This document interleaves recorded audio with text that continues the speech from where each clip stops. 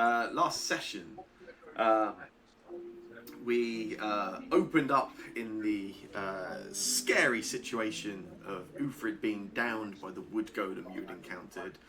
But eventually you were able to bravely and nobly escape from that situation. You did not defeat the golem, you certainly didn't earn XP as discussed, but you did at least come out of that situation with everybody intact, which was not what I expected as we began the session. From there, you decided you were headed back into that same room, that same sort of library side room, looking for the various weapons that had been dropped by the members of the group that had been downed and dragged out.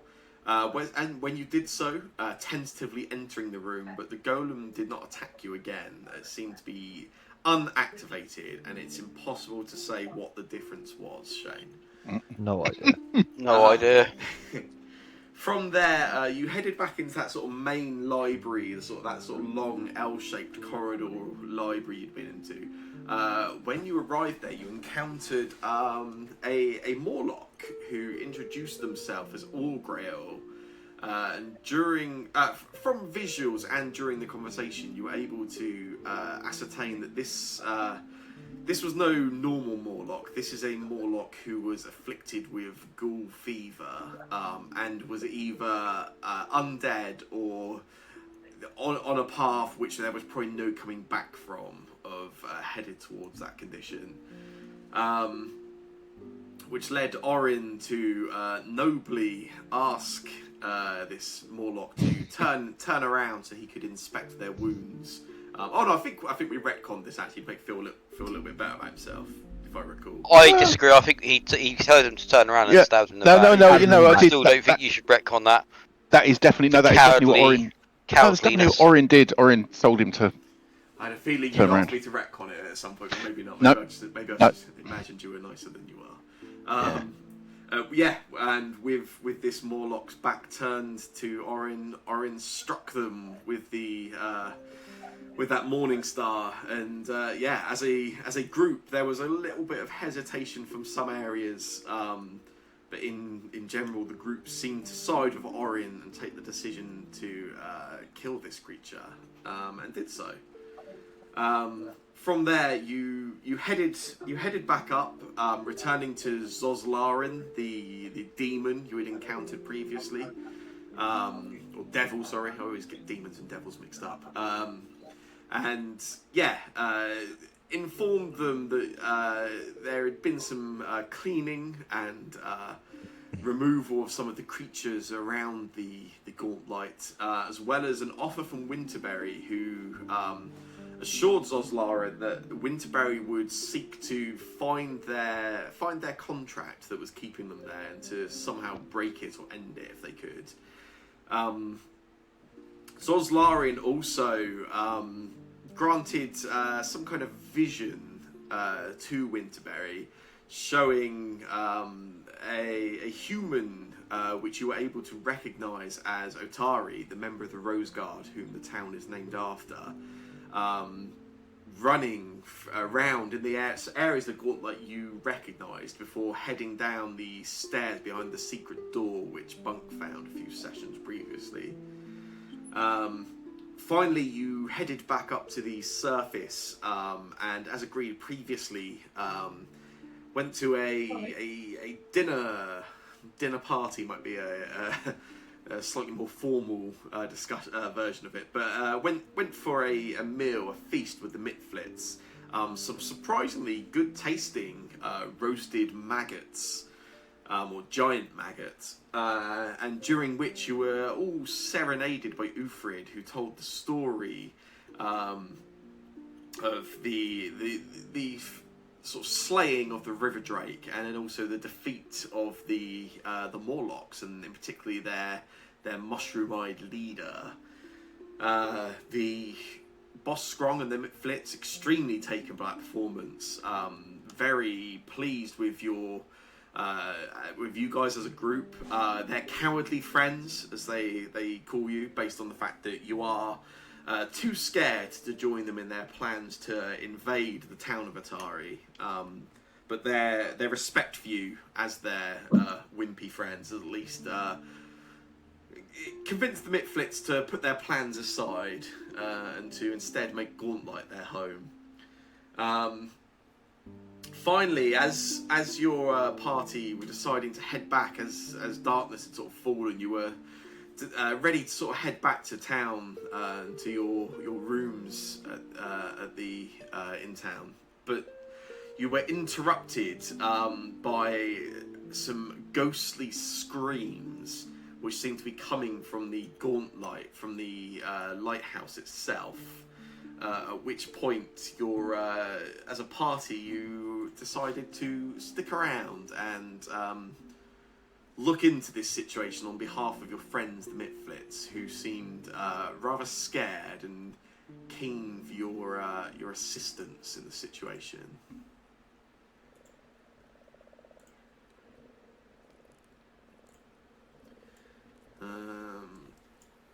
So yeah, we pick up. It is it's around 8:15 in the evening.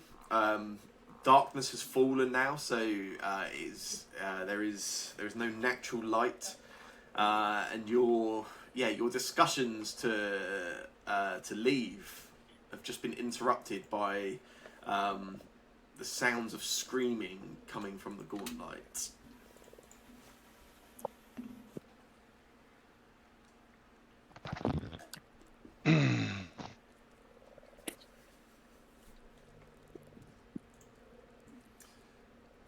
As the screams sort of pierce through the air, you see the Mitflits. So they begin sort of turning around, looking to one another. Then Boss Strong looks over at your group and says, "You heard that, right?" Yes, we did. Every night it comes from the tower. I mean, what have you done about it then? We've been most. And Boss Strong, he takes a look at the other Mitflits and he steps forward, sort of stands alongside you for it. He comes up and he sort of whispers, or he goes, "Truth be told, we've been rather scared." Oh. Do you want us to check it out? If you have got the time to spare, then it would be most kind. I'm sure we can find the time for you, mate.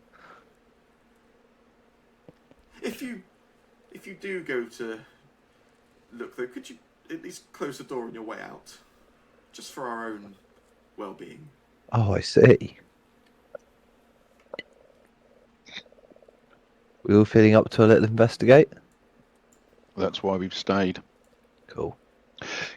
The screaming, does it sound humanoid or and is it anger or pain? It certainly sounds humanoid rather than like an animal. This isn't like the cry or the whine or something of like an animal. This is a humanoid screaming. The nature of it, hard to say. Is it similar to when Orange tries to intimidate people? Well, their reaction or his? His reaction of trying to intimidate someone and fails. We don't know. That hasn't happened. The dice disagree, but... By the way, Winterberry is actually saying it out loud. Went, that sounds a bit like Orange trying to scare someone. Orin will turn his intimidating gaze on Winter just for a second, and then realise it's not effective and stop. Yeah. Realise he does scream like it. And then step forward.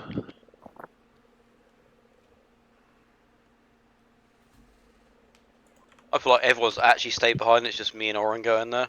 It does feel a bit like that. No, okay, I'm coming. And I imagine Oren trying to be sneaky and his Winterberry just doing his little remarks behind him. As we leave, I'm going to ask the party, or remark, sorry, to the party, that it's very strange. I don't quite understand those folk because they go on about invading Otari and taking over the whole town, but they can't even. They're scared of a little scream. Yeah. Something about that makes me wonder if they're as tough as they say they are. Yeah, I mean, something tells me they're probably not going to invade Atari. I'll be honest with you. I don't think it's I'm going to pretty sure they happen. knocked Orin out though. Yeah, but who has? Yeah, good point. Orin says. Oh, as your dragon tokens, you might notice as you're dragging now, it shows you the distance from other stuff for wherever your landing spot is. If those numbers are massively overwhelming, they can be turned off. But I thought it might be helpful. That's. If you are trying to work out distances from stuff. Oh, I see. Oh, yeah. No, that's cool. That's not overwhelming at all, actually. No. Because it's on the token that you're looking at. Yes. So if it was like a pointer, like something floating above it pointing to it, then it would be. But that's actually quite good. Is the screaming still going on? Yes. Yeah, it does. Every sort of 30 seconds or so, you hear the screams sort of pierce out again. Coming from, I assume, the top of the map, as it were, north. Absolutely coming from north. Yeah. Out of character, I'm a little nervous because we're presumably about to encounter something that's scaled for players at level 1, and we're now in level 3, so it will almost certainly kill us.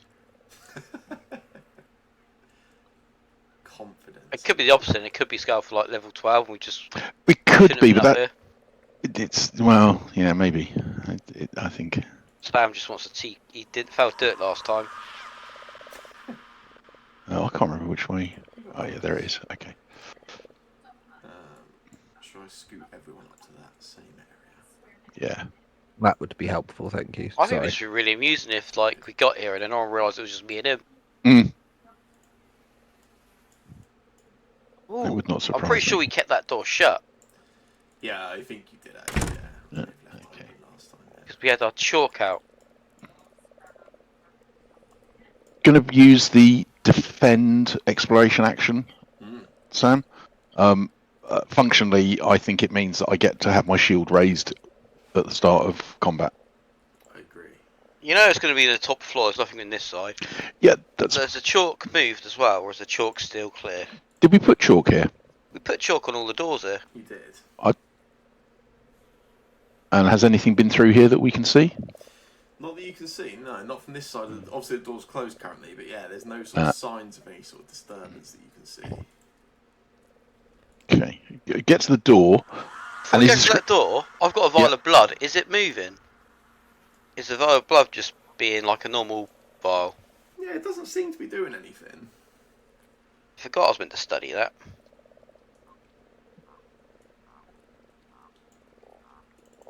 Okay. Right. So yeah, look round, make sure everybody is ready, As I'll ever be. and then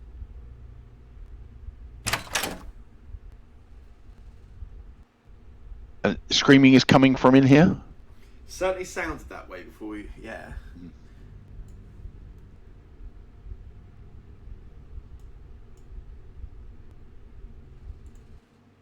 Well, I'll tell you what I'm gonna do. I forgot. There's a load of like invisible walls I had in this room for the door, for the staircase, but it's just overkill. So they are all gone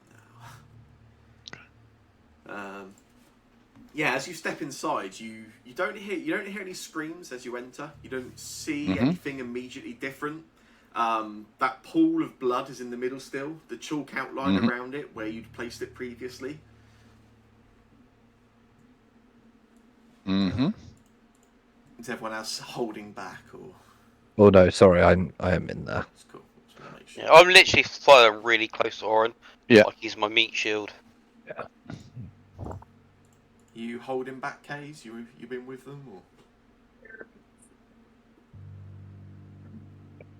Sorry, just for a second. I'm coming in That's for all. sure. I just want to make sure in case anyone was like wanting to specifically hold back. Call Yeah. back? You here?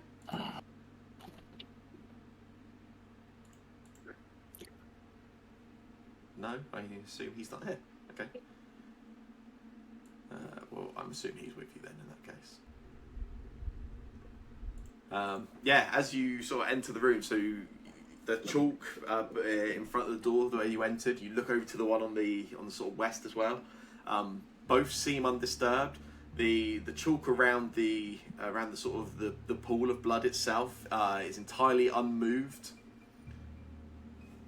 There's no obvious source for the sound as you step in, take a look around. And yeah, as you sort of look around, the scream comes out again. As it does so, you notice that pool of blood in the middle. It almost sort of forms a shape a little. The blood, the pool of blood on the ground begins sort of rising up, and it forms into a shape.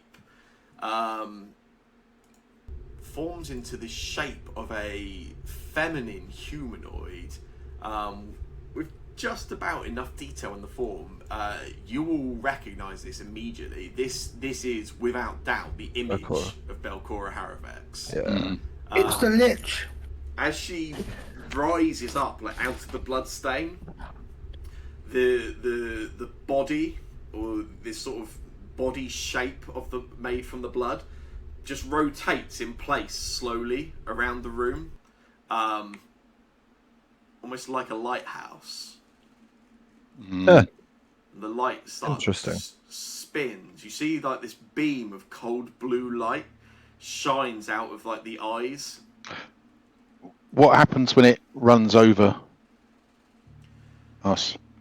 Nothing. So it starts. It's just like it's almost like it's just a very dim blue light, and it just, as it goes round each of you, you don't feel any different. There's a slight sort of goosebump as it goes past each of you, almost more the expectation than anything else. And then the colour of the light suddenly intensifies, goes a deep sort of purple colour, and all of you immediately you feel almost like blisters and decay on your arms, your chest, your neck, almost like your skin begins to physically crawl and pull back away from you. Can I get everybody to make for me a fortitude save? No. Yeah, so far no. Wonderful stuff. No. Yeah, no. Fucking hell. This is unreal. I'm gonna do my hero point. There are hero points out there. Jesus. Now I like my new character, so No, I'm good. Cool. Nice rolls all round. Yeah, so as that happens, let me... Shay, you got critical success. Nothing happens to you. Orin and Bunk, you both got a failure. You will both take some damage. Yeah, you each take 10 damage as you feel this is like void damage. It's just like your well-being just pulling away from you. For our 2 critical failures, hi. Ufred and Kays.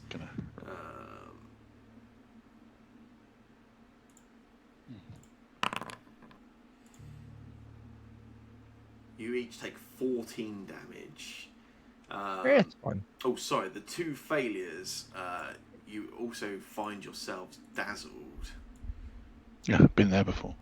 Dazzled. And for our 2 critical failures, you are both blinded. Great.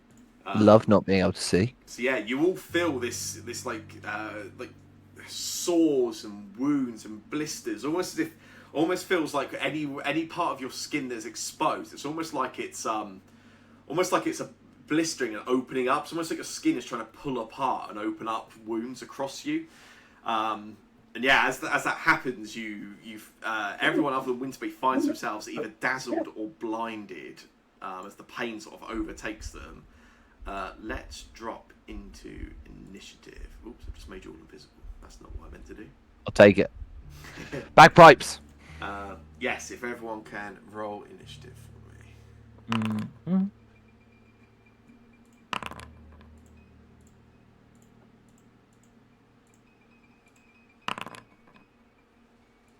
Oh wow, that's cool. Being blinded has a massively negative impact on your perception. Therefore, negative on your initiative. That will happen, yes. I'm really, really glad about that. Just realised that those bagpipes of visibility would have worked perfectly in that silence bubble that we fought in earlier. I did Wait, wonder at the time if anyone would. We fought in a silence bubble? suggested that. Yeah, we did with the ghouls on the bottom lane, the library. Oh, I wasn't there for that. Ah, That's annoying. Because you were Because playing your that's- bagpipes, no one That saw would you. have been hilarious. Yeah, that must have been what happened. Yeah. Can I get That's initiative from bagpipes, you Bunker know them. Case? Yeah. Perception based, yeah. Yes. Yeah. 24.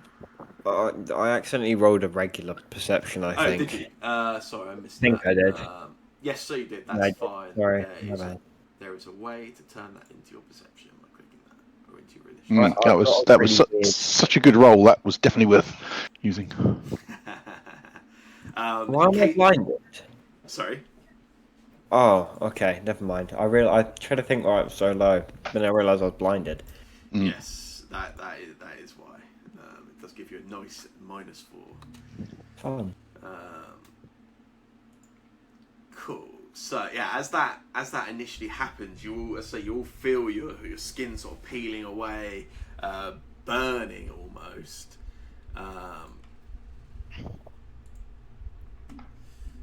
Let's have a look. So at the top of initiative.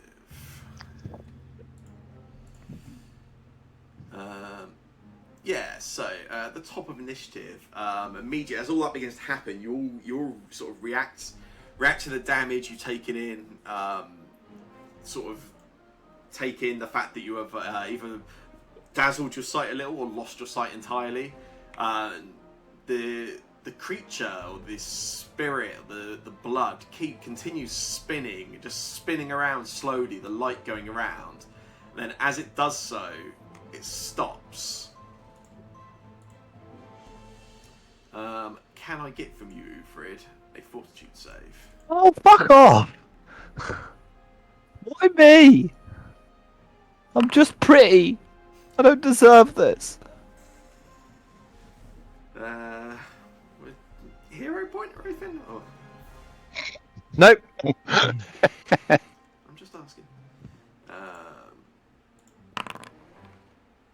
Cool.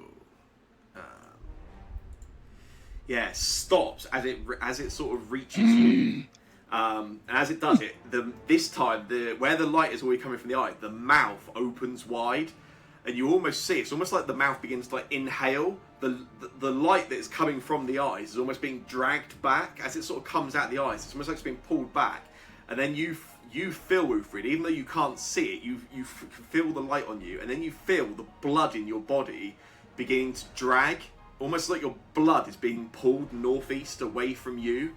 Your body's not being pulled, just pulling at your blood inside you. You can feel every like your veins, your capillaries, just almost trying to pull through your skin. You take no damage other than 1d10 plus 6 persistent damage. Jesus Christ. Okay. So it's been fun, guys. It's always. Bunk, it is your turn. You are dazzled. In case this isn't clear, this is a haunt rather than a creature. Oh, okay. That was not clear, but still. I'm gonna say that before anyone starts deciding how to use their actions or anything. Some haunts can be solved with combat means, but yeah, it's not the only way to deal with something like this. So cool. Right, that's good to know. Good news, by the way, is that I finished working, so Excellent. Yay. the laptop has gone away. Okay, so this is like a ghoul, like a ghost version of Belcora, just blotting out light in the middle of this room. It certainly Does it seems look? that. How animated is this sort of figure? So, like I say, it's sort of spinning around. It's stopped at the moment. It has the light focused on Ufrid. Other than that, the legs are perfectly still, and they're sort of, they almost sort of like, as it goes down, it's got her torso. You can see the shape of legs. Then it just almost just loses its shape. There's no feet. It just sort of fades into the puddle of blood there. The arms are currently sort of outstretched in the same direction as the light. Has she ever moved the arms since this has started 2 seconds ago? The arms are basically just going as she's turning. The arms just follow with it. Right. I'm gonna shout quick up the stairs and try to run. What does dazzle mean actually? Sorry, before I carry on, let's go back to that. Dazzle just means if vision's your only precise sense, which it is for you. All creatures and objects are concealed from you. So anything you try to attack, you have to make a DC 5 flat check. Alright, cool. So I'm going to spend my 3 actions running up the stairs with the theory that the thing upstairs might be part of this, and also getting away from it might be good because of the height. So I'll start running up the stairs. Cool. That's it. That's me. Oren. Okay. First thing I'm going to do is attempt to recall knowledge. I want to try and see if I can work out some way to deal with it other than smacking it. Yeah. So I will do that with one of these. There it is. Lovely. Let's have a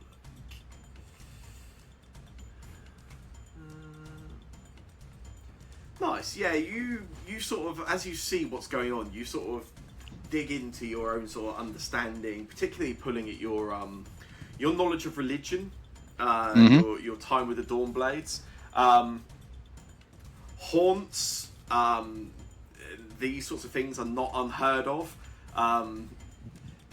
You would know that there are generally like 2 ways to clear something like this, which seems to be previously you encountered the kobolds, which were kind of like the left behind spirits of something. This seems less like the left behind spirit, more of a almost like a summoning, like something willing itself into this position. There's generally 2 ways to deal with this. One would be some kind of any kind of like magic that might suppress the creature or the effect. The alternative would be you could still attempt to like exorcise and perform an exorcism to cast the spirit away, because this isn't an actual creature, it's the spirit of a creature. Or alternatively, if there is a particular source of the creature, there may be ways to deal with it or lessen its effect from dealing with like the source of it, maybe. Based on your result, you suspect the easiest way to deal with this type of haunt would probably be an exorcism, and to take an action to try and exorcise it. Alternatively, trying to deal with the source of it, that pool of blood, might also be an option. Oh. Okay, I will. So, seeing his brother run up the stairs and thinking, well, I think I know where he's going. I'm going to shout that the blood is the source, and then I'm going to try and exercise it. Yeah, absolutely. So what do I need to do that? If you can make a religion check. Religion check. Oh, I can make a religion check. Nice. Yeah. So you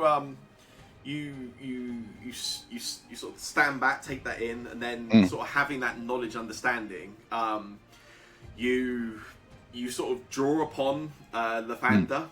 Even in the darkness, you think about the light, you think about that feeling when when the sun first rises and the sort of beams first hit you, and you try to fill the room with that same warmth, with that same sort of light and energy. And as you do so, the creature spins around in your direction.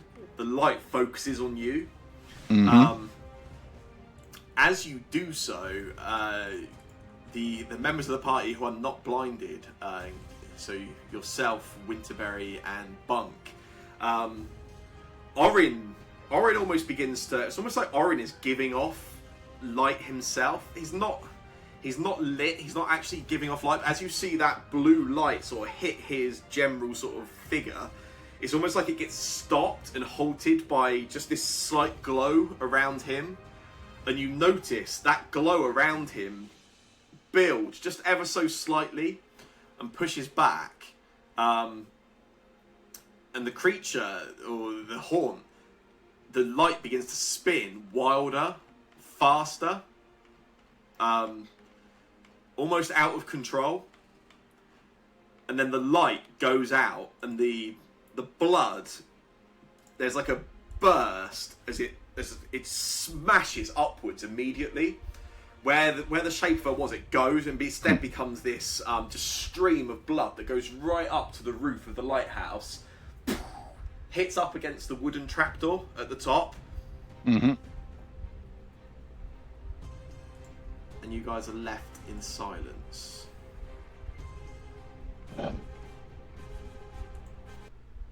And stay gone. You will get some XP. As I start coming down the stairs, I'll say something like, "Oh, I must have scared it off by going upstairs."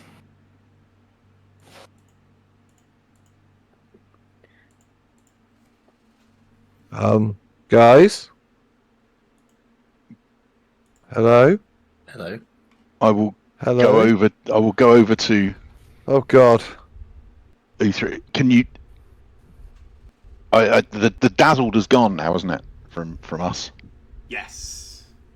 So yeah. So I'll go over and see how Uthrid looks. Oh my god. Whoa, I can see again. As you head over, the blinders and the dazzling from everyone drops, and Uthrid, as you could feel your blood, your capillaries, your veins, almost like the tendons being pulled by it, it all loosens and you're sort of comfortable where you are again. Oh, I sit down. I'll reach over to Uthrid and I will lay on hands. I will give him Lathander's blessing. Oh, I didn't enjoy. That was not fun. Let's not do that one again. Not getting Fucking hurt hell. with that 1d10 persistent damage was pretty good. Blood magic's fucked up, man. It is. Is there no blood stain there now? The pool of blood is still there as it was, but when you look up at the ceiling now, at the top of the lighthouse, where the wooden trapdoor is that goes up to the was it the cupola we worked out before? Yeah. Yeah. You can see there the blood is almost like splashed against the trapdoor itself. And as you look up, you can see actually it looks like that splash is disappearing, almost as if it's going up through the trapdoor. It must have run up there. Saw I was going up there and got there first. But think should it's we been go absorbed? after it? Yeah. Yeah, probably. Oh, Yeah. I think we should. I was hoping you wouldn't say yes. Well, Well, you and just Case, then. you and Case can stay here if you want. No, I can't go leave you guys to go by yourselves. You'll get yourselves killed. And we'll Where I live, advance up. I have the blessing of a real god. Mm. Man of the people. Man of the people. Yeah, you sort of make your way up the sort of metal steps of the lighthouse.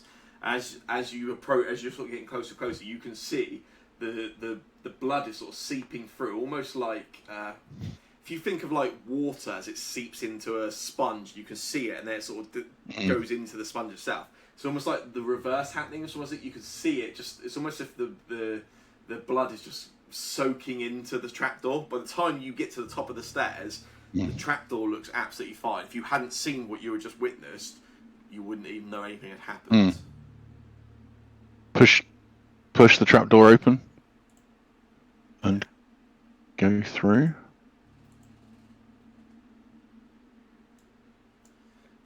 As you sort of come up through the trapdoor onto the top level, you see that sort of glass chamber in the middle with the light as you've seen before.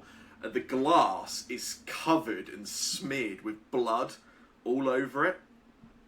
I can't see anything, by the way.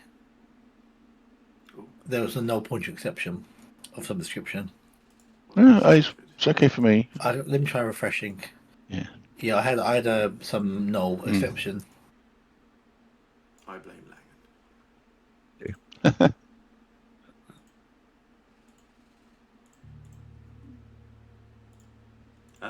Yeah, as I say, as you are up here, you can see that that glass chamber in the middle with the light is just smeared all over it with masses of blood. And as you all sort of come up through the trapdoor and sort of set foot up onto the floor, that blood immediately it's almost like it. So it's almost like it sort of slides off of the lantern onto the floor, and then you see it take shape as it transforms and takes a slightly humanoid shape. Oh shit! Let's Yay. into initiative again. Whoop. Oh, and I will no longer have my shield raised because I just ran up the stairs. I had to refresh, so I might be a sec. That's right. I don't know if I was seeing what I was supposed to be seeing. I saw a circle of white. A circle of white. Circle of white. You got Tunk Bunk, and now you got Hunk, the third brother.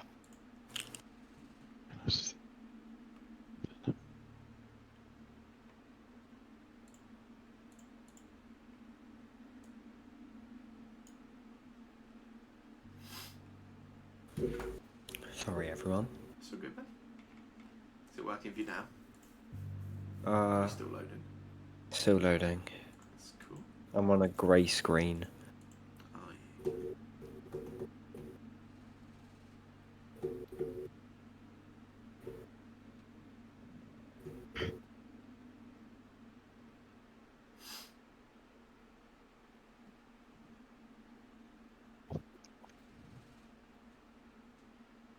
I'm here now. Wonderful. Roll initiative for me. Yeah, that looks a lot better. Well, Okay, I get initiative for Bunk as well. Oh, sorry, do I not have initiative? I think because I was top of the list, I assumed I had it because that's where I was beforehand. No, I'm not top of the list now, I'm bottom of the list. Good one. You're second from bottom. Wow. I rolled worse. Oh yeah, you did, yeah, indeed. I'm so confused. What's that, mate? My character sheet is completely broken. Really? 1 second, let me Yeah. grab it.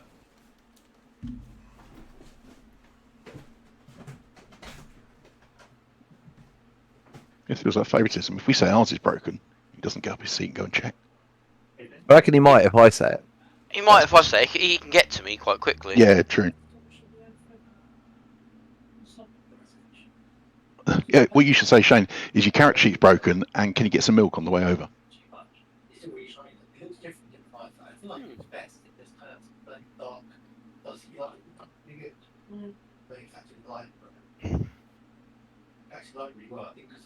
Maybe it's not actually broken, but Cormac's got some sort of, or Kay's got some sort of disease and is now going to turn into an undead That's monster. possible. That's possible. Or It's not actually broken. Cormac's just stuck on a Call of Duty screen or something. Been playing Minecraft on the side and it's just scratched it out. Mm.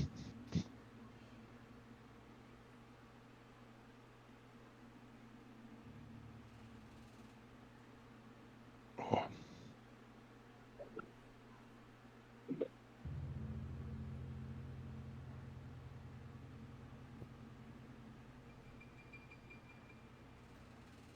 Oh, Shane, I got an email back from the contingency people saying that the booking's not actually open yet. It's only for GMs. That's why you should have done another GM slot again. Yeah, no, I should. I'm regretting that I did, to be honest. You have to do it this year, just even do some Yeah. sort of random. Yeah. Well, I mean, to be fair, what we could do is just book one of us book a GM slot. The rest of us will just sign up for it, and then we just play something, and then that's Tickets. then that's sorted. That's You could just do a cheese tasting session. You could, to be honest. I don't think that's. That actually sounds quite good. It does. That does sound really good. Just got to buy loads of cheese, Phil. It does sound. It does sounds expensive though. Whereas just I could, it would be much easier just to run a session or something and just not prepare it. Just do a cheese session, Phil. Get different cheese and grapes and some wine. I would sign up for that, and I suspect an awful lot of the people at contingency would. It's a RPG festival. Yeah, it's the one in January that we've been to twice in a row now. Be 3 years now. Yeah, it will. Where is it? Oh God, Norfolk. It's like draw a line from the Isle of Wight through London, and when you hit that little lumpy bit of Norfolk at the top, it's up there. Cool. It's a long way away for us. I don't know how far that would be for you. I guess it's not much nearer. I don't think. That's 5 days. Yeah. Oh yes. Yeah. I found it. Yeah, I've only managed to find it on UK Games Expo. Yeah.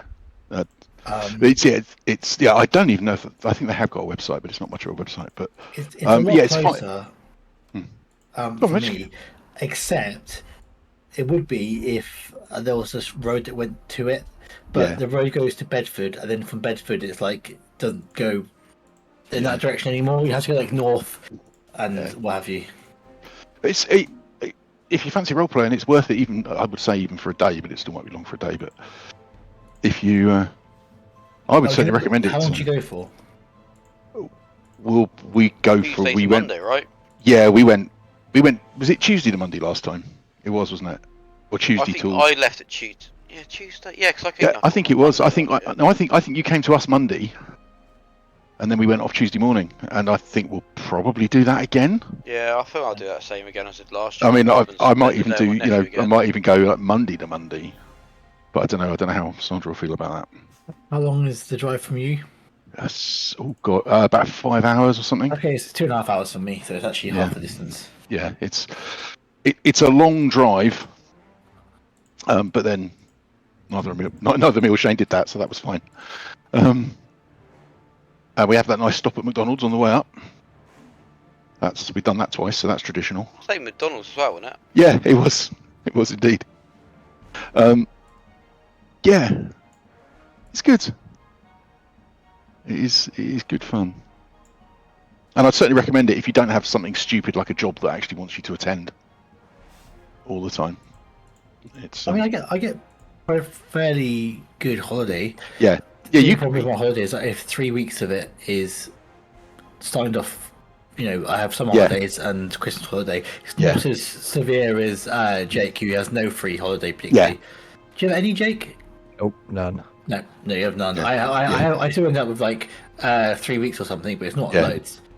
Yeah, you could do it. I was thinking good. Jake would have the problem because I think because there's no chance. Yeah. It's not the week of half term or anything. Although you, but because that's Gavin's issue is that he comes up on the Friday, and he comes for a couple of days. How many weeks does he work in the school?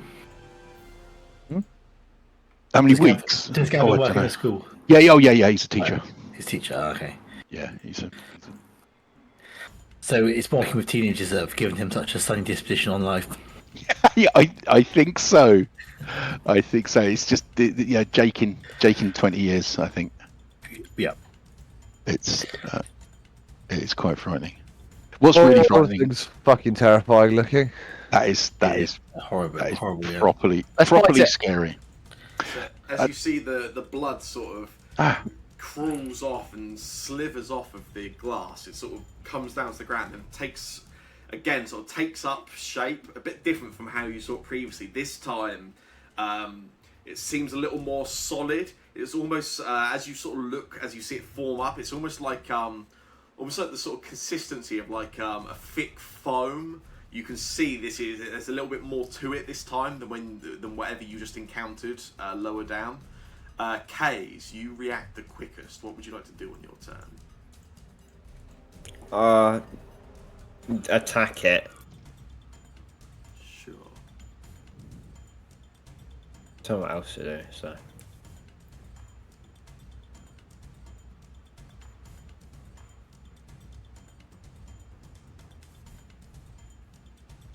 Oh god, where's my thing? Thing. Oh, it's here.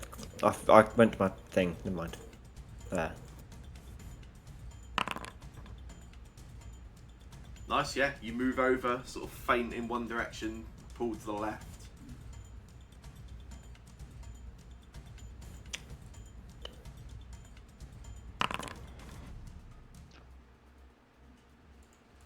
Oh. Yeah, do you want to hear a point out? Are you happy? You're still going to do half damage because of your confident finisher. I didn't have confident finisher on. It says you did. Well, maybe you get that automatically if you miss. apparently, I see. Yeah, it does come up regardless. You have to say which one you're doing. So you were doing unbalanced Oh. finisher, yeah? Yeah. Yeah. So it's a miss unless you want to hear a point out. Nah. Yeah. So yeah, you take a swing, Kays.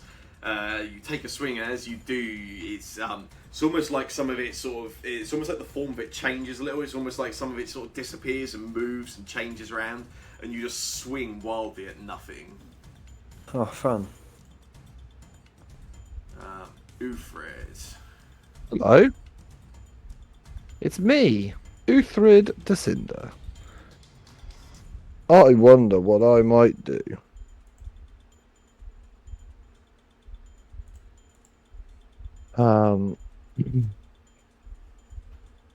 So, shockingly, I'm going to start singing and playing some music. And I even have a focus point left. So I'll try and linger my composition. Nice. Sure. Yep. 4 rounds. Let's hope this combat lasts for. Otherwise, that's a waste of a crit. And then I'm going to. Yeah. I'm going to attempt a phase bolt at this guy. It does piercing damage, and we'll see what happens. Not like that. Cool. Done. Hear a point? Or? Nah. Okay. Oh. This creature, as sort of Kays comes up, you see it reforms as Kays swings a dueling sword. From behind, Ufrid shoots out a phase bolt, which again, it just sort of it reforms around that as well, and it's almost like parts of it just move at will around. It sort of changes the shape, edges around as you're trying to attack, and it just pulls back this like claw-shaped swing with its shape at you, Kays.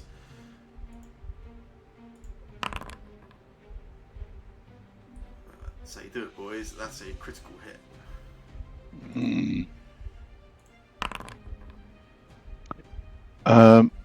I will retributive strike. Yeah.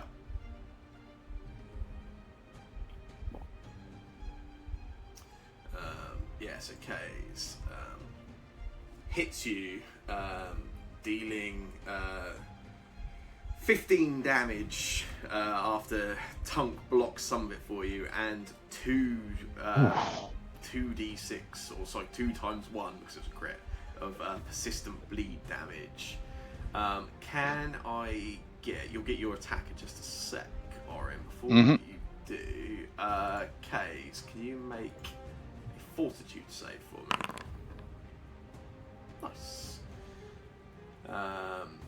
Yeah, so it sort of reaches out, it hits you. You stay strong despite the hit. Then yeah, Tunk, your retributive strike triggers. So yeah, I can move. You can, yeah. Normally it's just a melee attack, but yours lets you step then melee attack. Lets me step, so that's fine. So I can't get to flanking, I don't think, with that. Oh, in fact, that thing is solid, isn't it? So, yes, yeah. This. So I'll have to go there, which is annoying, but still, never mind. Go there and then target and strike. Ooh. Enfeebled. Shh. No one knows that. I'm going to not re-roll that. Okay. Yeah, so it swings at you once, Kays. As you step forward and swing at it, the same thing again. It sort of reshapes a little around you, Tunk, and then it turns and takes a swing at you, which misses, and then it does the same thing with its third action, which also misses. Nice. Orin, it's your turn. Okay. Can I move through K? Yes, yeah, friendlies you can move through, yeah. Okay, so I could. 10. Can I get around to the other side of it? When dragging, if it helps, you can press X and it sets a waypoint. Oh, lovely. So I guess I have to get X and then. Oh, 20 feet, that says. So yeah, so I can get to there. So I'm going to skirt round behind it. Yeah. Then I'm going to strike it. Yeah, hit. this time, as you take the swing this time, you can see it almost attempts to reform, but you see it, you adjust, and you get a clean hit through this. You can roll And damage. then I will damage it. Ooh, that's not good, but still. Nice, yeah, you swing through, and yeah, you see it. As you cut through it, you could see it. As you hit it, there is a little bit of mass to it. It's like, say, it's almost like thick foam, and you feel the Morning Star slows a little as it pulls through it, and then you pull through the other side, damaging it. Excellent. Yeah, does it take that damage? Did you say without damaging it, or? I have been. I thought I'd mention this, chat. I forgot. I've been playing one thing massively wrong in telling you where, like, how much damage goes through and stuff. Oh, okay. So we're not getting getting told that. Knowledge. Like, you hit it. Oh, okay. You hit it. There was some damage dealt. If it is resistant or weak to it or anything else, that's the recall knowledge. We need recall knowledge for that. Okay, that's one move. Hit it, and then not with that. I will use my shield as soon as I work out how to do that from the character sheet. Where's the character sheet gone?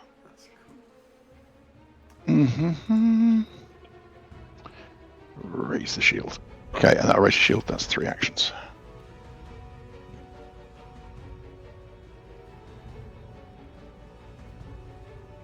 You done? Yeah. Yeah, done. Yep. Awesome. All right. I will. I wonder what I'll do. I think I'll recall knowledge. Well, that's my ability.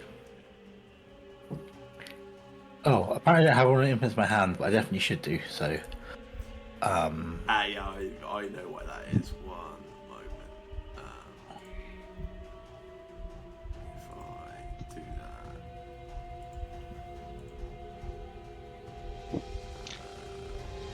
I had to make a couple of changes to character sheets, and I forgot to put one thing back.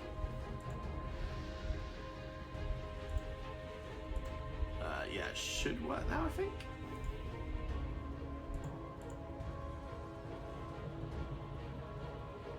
One second. Just finding it again. Oh, sorry, I deleted that. I don't know what I'm doing. But yeah, there you go. Ooh, interesting. That's super interesting. Awesome. Yeah. Burn it. Kill it with fire.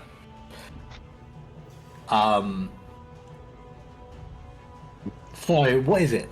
So you as you see the rest of your party sort of swing out and it almost sort of reforming around it, and having seen how this creature seems to have like appeared and formed here, what you saw downstairs, this horn definitely took on the shape of Belcora Haravex. Once you see this, you recognise what this is from your sort of knowledge of the arcane. This is a vampiric mist.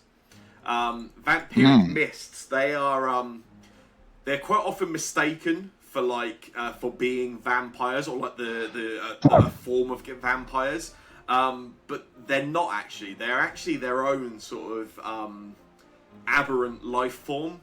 They are quite often related or tied to some kind of blood magic, which kind of causes the confusion and makes people think they are an actual vampire themselves. They're quite often seen around vampires, but yeah, they are essentially consciousness put into a pool of blood. What you saw downstairs, like I say, based off the shape, you were quite confident was some kind of summoning or form of Belcora. This is not Belcora. This is some creature, but almost certainly summoned by her or for her. They, as you've discovered, they have a weakness to fire. And yeah, it's only you'll get another question as well based on your recall knowledge success. You said it's vampiric. Yes. Does doing sort of vampiric sort of like leeching of blood or like sort of regeneration type stuff? Yeah, they absolutely do. They are known to siphon blood. If they are able to make any kind of physical contact with you, they will immediately attempt to sort of drain some of your blood, and in doing so, empower themselves. Oh, great. Cool. I will start lecturing everybody about what this is, and going like, well, actually, they're called vampiric mists, but actually, they have nothing to do with vampires. Funny story, blah blah. Until I realised that, like, to make some sort of movement or something, and I go, oh yeah, kill it with fire, and I will fling my magical fire at it. Yeah. Let's get a reflex on this. That's a critical failure. It will take double damage from this. Yeah. Oh, sick. Big rolls. Come on. Hooray! Plus another 5, right? It's plus double that plus 5, so 29. It's assuming there's nothing else, then yes, that would make sense. Yes, it takes 29 damage. Yeah. Wow. Yeah, you see it. You, like you say, you sort of begin lecturing everyone, and as you see it continuing to move and fight, you just instinctively let go of the fling magic, and you get a really solid hit on it. Yeah, and do severe damage to it. And you see, as it's between you, Kaze, and Orin, it's almost like some of the blood almost sort of burns up. It sort of hits it, and it's almost like its form gets a little bit smaller. Cool. I'm done, but real quick question, sorry, because I might have missed it when it came up, or forgotten how this works. I don't find out weaknesses, right? Sorry, I don't find out resistances, right? I just find out weaknesses. Yes, Yeah, that's cool. right. Awesome, cool. You can always use the recall knowledge action to ask where resistance is. Of course, yes. I didn't this time, but yeah. Yeah. Wonderful, thank you. Winterberry just heard the word vampire, so he's gonna throw some sunlight at it. Ah, silver I am- bullets, guys. Silver, but I was going to say, I'm pretty sure that the Tales of Thentos tell us that the vampires are particularly susceptible to I've silver. drawn it, but it don't cost me an action to draw it. Fire. Oh, actually, no, yeah. Sunlight, not fire. Yeah, you take throw, but that is a miss. Unless you Yeah, wanna... the sunlight still comes out though. Oh, you've Yeah, got use fire. Sunlight. It's a vampire. Yeah, this still does something on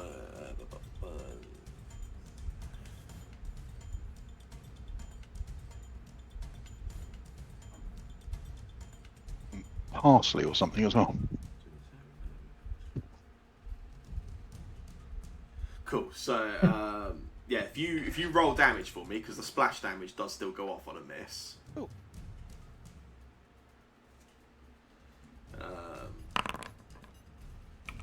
So yeah, so you throw it. You don't get as clean a hit as you're hoping for, but Kaze, the Mist, and Tunk all take the splash damage. Ouch. It doesn't really say any damage on the here. What for the bottled sunlight? There was 1d4. Oh, it just says it just throws sunlight. I thought. No, bottled sunlight. The bomb deals 1d4 vitality damage, 1 vitality splash damage, as well as 1d4 fire damage. I just thought I was lighting the place up. No. This is a bomb. This does do damage. We both didn't take damage for some Yeah, reason. why is nobody taking damage? What is that for? Unaffected Oh, I by see. vitality. Yeah, you are unaffected by vitality damage. So vitality damage will only work at certain creatures, primarily undead creatures. Yeah. Why have I suddenly moved? Was that me? Because I wasn't planning on moving. It certainly wasn't me. I'm not taking the blame. I'm just gonna put myself back because Yeah, vitality damage. Vitality damage will only damage undead creatures. So yeah, you guys feel the sort of the splash of this bottled sunlight as it sort of the splash damage hits you, but neither of you actually take any functional damage. that was the warmth of Jack Frost and a hot chocolate. Okay, Thunder I've got sun. 2 actions left, so I'm gonna reload my sling. Do I have to do the -1 attack for this now, right? Yes, it would be. Yeah. Cool. I'm gonna do a shiny bullet at it Nice. and miss. That's me done. Okie dokie. Yeah, Case.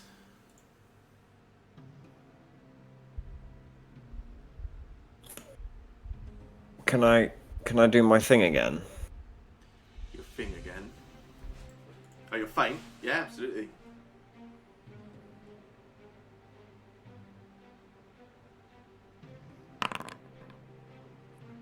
Nice. That creature is off guard for everybody until the end of your next turn. Oh, that was a. Oh, wow. That was a critical success.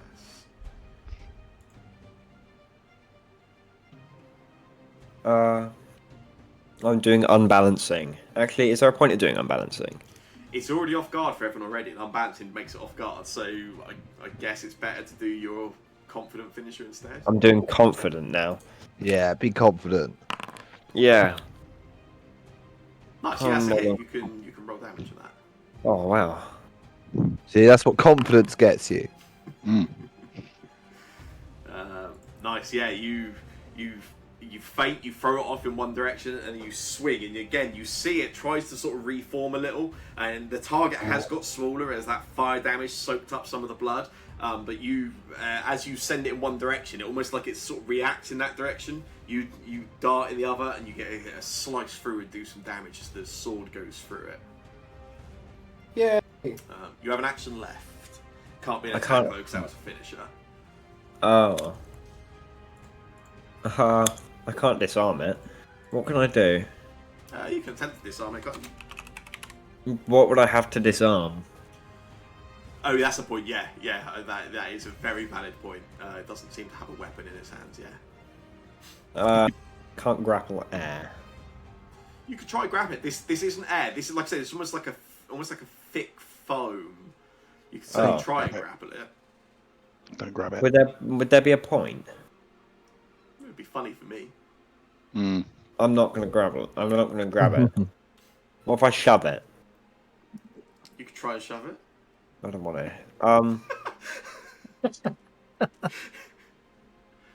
I'm not. Move, Huh? you could move away. Make it have to chase us. Yeah. Or you could try and spot a vulnerability. Yeah, could I try and spot a vulnerability? How do I do that? Recall knowledge. Yeah, I guess that would be it. Where is recall knowledge? Is I that have in? spotted loudly about burning it with fire, so it might be better to try to spot strength, resistance. Is it all resistance in this game rather Resistance. than Yeah. That's resistance? that's what I meant. Bunk did say it was weak to fire. If you've got any source of fire damage, anybody? Oh, I do. I have Ah. fire. Yeah. Oh. Burn it. But it takes 2 things to do a spell, doesn't it? Yes, it does. It's Depends 2 on the actions. spell, yeah. I mean, I'm pretty sure for yours it is. Yeah. I forgot that I had Both of the spells. spells you have are 2 action spells. Yeah. I'm sorry. That's right. You can recall knowledge on it though for sure. Yeah, where do I find recall knowledge? Should be on the basic actions macro. Is it? Okay.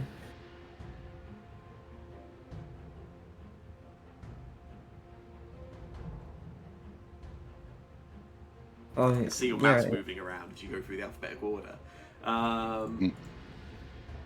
Cool. You've already had Bunk call out what the name of the creature is. You have a little bit of a head start. You already have like you don't have to dig too deep into your knowledge because Bunk sort of has jogged your knowledge a little. So yeah, you can. What particular question do you have? I guess you already know what the creature is. So you can ask a question about it. Resistance is, if that hasn't been asked. You want to know about resistances? Yeah, that's fine. Yeah. Yes. These creatures they have no resistance. Oh, fun. So Okay. Good to know. So taking as much damage from everybody as anything so far, other than the fire. Okay, fine. yes, yeah. Cool. At the end of your turn, Case, there is some persistent damage on you. Oh, well, guess I'll die. Not yet, but That's yeah. a lot of persistent damage. It's because it was a critical hit, so it's doubled. If you How can long does that last? roll a recovery. There's a button in the chat. Oh, That says yeah, roll a yeah. recovery check. On a Oh. success, it will go away, but no, you are still bleeding, Case. Great. Ufrid, it's your turn. Well, I'm dead. Not yet. Well, isn't this Burn it. exciting? I would love to, but I have not got a single fucking spell that does fire damage. Which is really not helpful. I'm also a little bit low on spells anyway.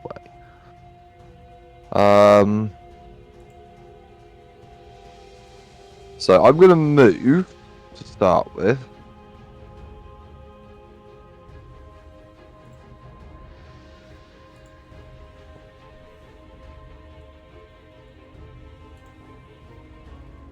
To here.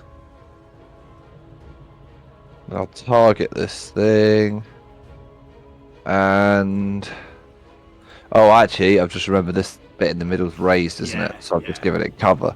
Yes. Can I move Change back, the move, please? yeah. I move to here Yeah. because now it doesn't have cover. And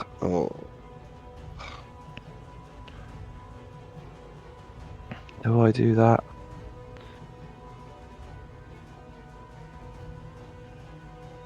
Yeah, surely a thing like this doesn't have good fortitude, right? I'm going to ask for a void walk, please. Let's So it's a fortitude save. that is a success. It takes half damage. Bastard. So yeah, you cast Void Warp, just sort of pulling, just trying to pull at the life force of this creature, and you do see that again it almost shrinks a little bit in size as you do.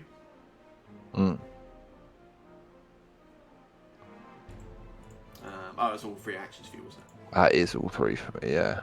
Okay, this creature will.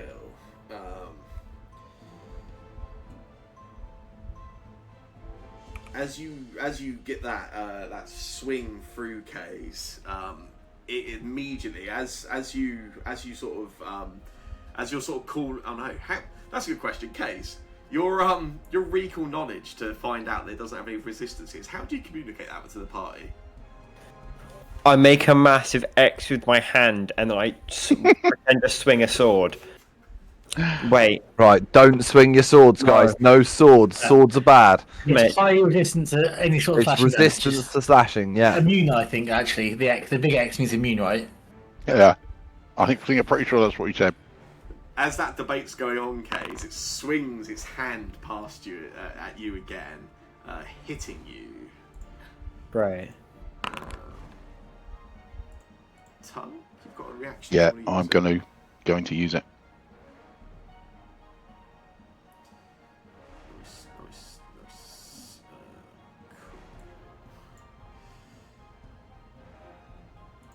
So yeah, it does hit you, Kays.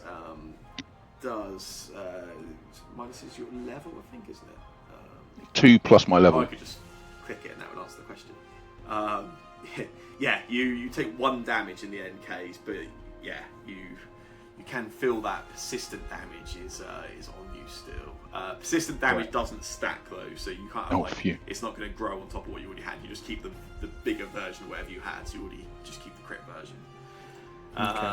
Then, if I can get from you, Kays, a Fortitude save. Yeah.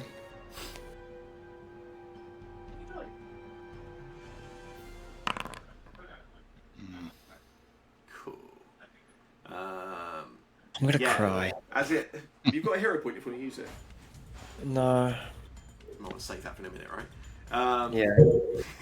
Yeah. As it hits you this time, you feel it gets a bit of a pull on you. You can feel it it's almost like it's pulling away at some of your blood, and you'll see as actually where it's been losing for size, it actually regains a bit of size. It pulls back up. Let me.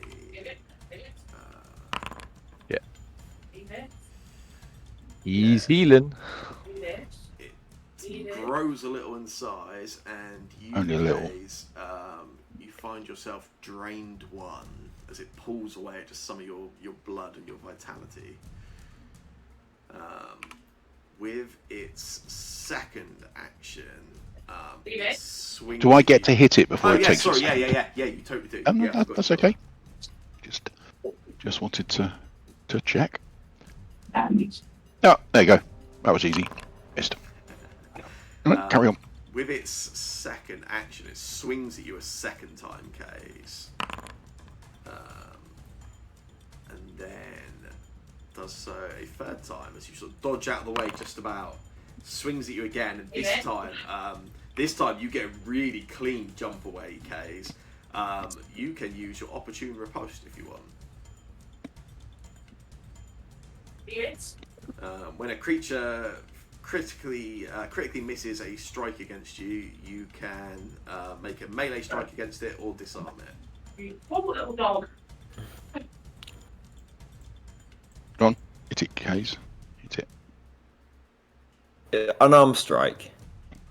No. It's Oh. You make a melee strike, so any melee strike of your choice. Oh, fun. In that case. Oh, what's the point? Nah, so it takes a swing at you. You get a really good jump back, and take a swing with your dueling sword. But again, it just reforms around, so you just miss, unfortunately. Okay. Orin. I will start off with attacking it, I think.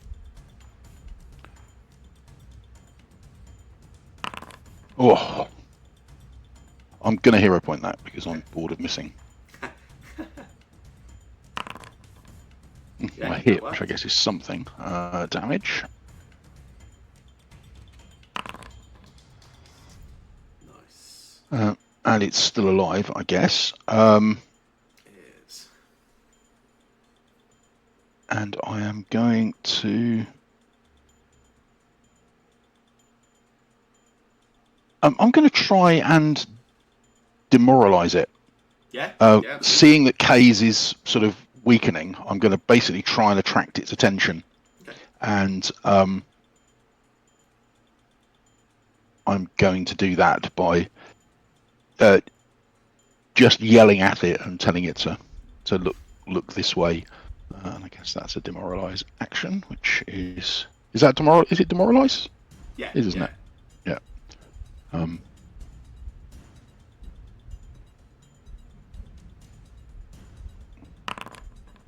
well, that didn't work. Yeah, you attempt, but yeah, it doesn't. It Yeah. seems quite intent on this Yeah, juicy, that's- unwell-looking target. Yeah, that's fair enough. And then I will raise my shield as my last action. Okey-dokey. Bunk. Yeah. Hello.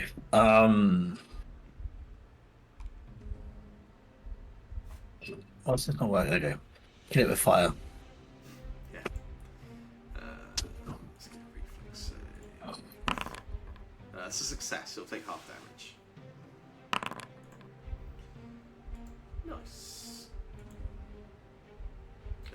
Does the But half apply before or after the extra damage? before, so it becomes Yeah. 4 plus 5. It takes 9 damage. 9. Yeah. Doesn't drop though, but again, you see it sort of shrinks down. Let's It's looking a lot smaller when it first formed. Then I'm gonna move to here and tell Case to move behind me, Okay. and that'll be it. Winterberry. Load my special bullets into me sling and give them a little fire.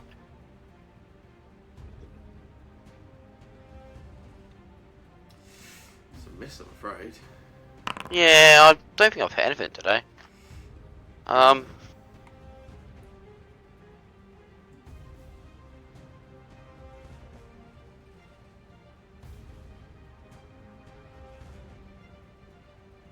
just gonna reload me sling. Yeah, ready for it. Yeah, that makes sense. Yeah. Kay's just holding on to consciousness currently. It's your turn. If you want to do the math in your head, Kays, you're taking 2 times 1d6 bleed damage at the end of your turn, and you have 2 hit points. I can do that, Matt.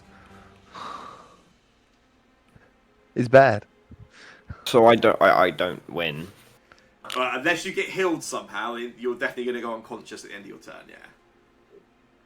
I got you. Well, in that case, I'll just. But I always step away from it so that if you do come back up, that's why I got in front of you. Then you can at least come back up somewhere away from it, rather than standing up and then getting knocked away again, knocked down again. I'll move back there then and die. The light effect on the blood on Kays' token looks like it's waiting for a finale. For me, it's blue. Yeah. Yeah. Ooh. Ectoplasm. Yes. Oh, What are you doing, Mr. K? Step back. yeah. I'll just step back and then accept my fate. If you had 2 actions left right now, you could do anything with them. Oh yeah, I do. I do have 2 actions. I forgot that I have range spell. God, imagine that. Imagine like doing things with all Having 3 a of your ranged actions. fire spell to burn it. Hey, that's a hit as well. Nice. Although, what did you do? You didn't actually cast a spell then. How did you roll that? Primal I spell pressed it. attack. There's another button that says roll damage. Oh, right, yeah. You want to do that one. Now, because that's a hit. Interesting, the damage one didn't show for me. Yeah, that is a hit.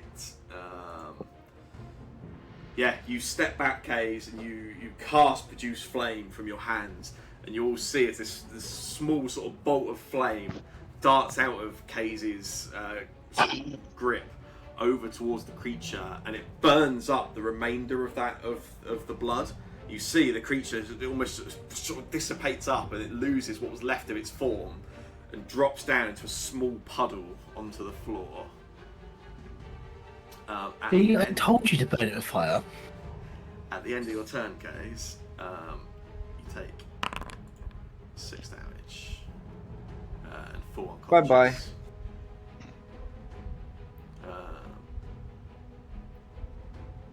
Only 1 damage. Oh, is that because he's still got the resistance from. Oh yeah, the resistance is still on there. Yeah, that should. Although be there. I don't think it should be. I think it's only for one no, attack. It shouldn't be there. That is true. Case, you do go unconscious.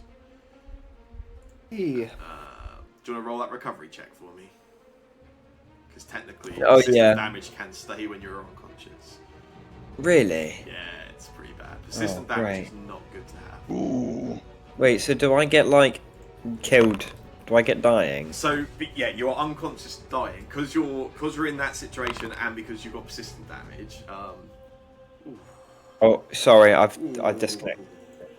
Yeah, you will stay in initiative. I mean, your party got plenty of ways to solve this, I think, but potentially if you didn't, then yeah, you'd be in trouble. Ufrid, it's your turn. I've just skipped your turn. Hello. But there you go. He's still got the persistent damage going then. Yes, it's unconscious Oh. and is still taking persistent damage at the end of each of their turns currently. So that means ticks up wounded every You'll take up a turn. wounded every turn, yeah. Oof. We need you to not be down then, please, Mr. Kays. Mr. Foxman, up you get. No time for sleepies. Oh, nice. Also, I'm assuming it's not a mental effect that he's trying to recover from, but It's not. no. Oh well. So that does bring you back to consciousness, Case. Then I move.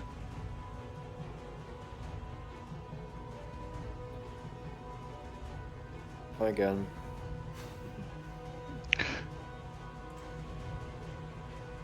is he still bleeding? Yes. Yeah. I'm not actually sure there's an awful lot that I can do about that either. Oh no, there's an action we can take to maybe stop that, as if I remember correctly. Let me have a look quick. Because I there. administer first aid, stop bleeding. Yeah, that's it. Yeah.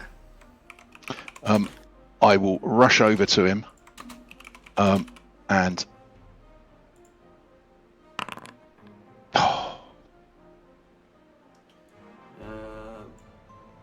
That's fine. That is a success. Oh, good. That's okay then. I think it didn't come up. It didn't come up with a success because you didn't have Kate's target. Oh, I didn't select it in first. Yeah, that makes more sense. Good. Okay. If you could apply that to him. Kay's is no longer bleeding at that point. The persistent damage. And then is gone. I will look over at Winterberry and say, "Can you help him?"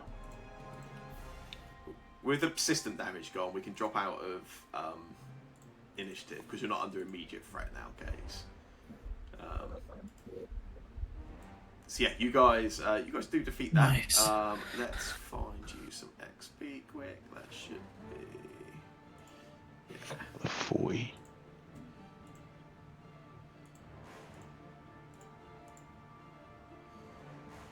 60 XP for that. Oh, too bad. You think? Did we get XP for downstairs as well or not? You did, yeah. Yeah, we did. Yeah, we okay, got. cool. we All got- right. we got This is 40 like for an downstairs. additional thing. Yeah. Sweet. Yeah. As Oren asked me to go and sort Kays out, I will treat wounds Kays. Yeah, cool. Yeah. I will spend the 10 minutes aiding his treat wounds. Yeah, yes. but If you make a medicine check for me, Tunk first. Okay. Mostly to get me. Boop.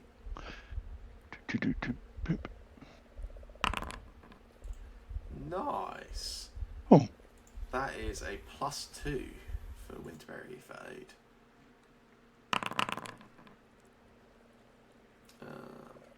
Nice.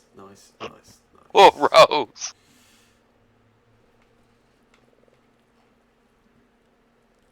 Nice bit. I think I heal a lot more than you when I do. But yeah, those aren't great rolls. Did you not see what I rolled? Did you not see what I rolled? Yeah. I rolled a 1 and a 2.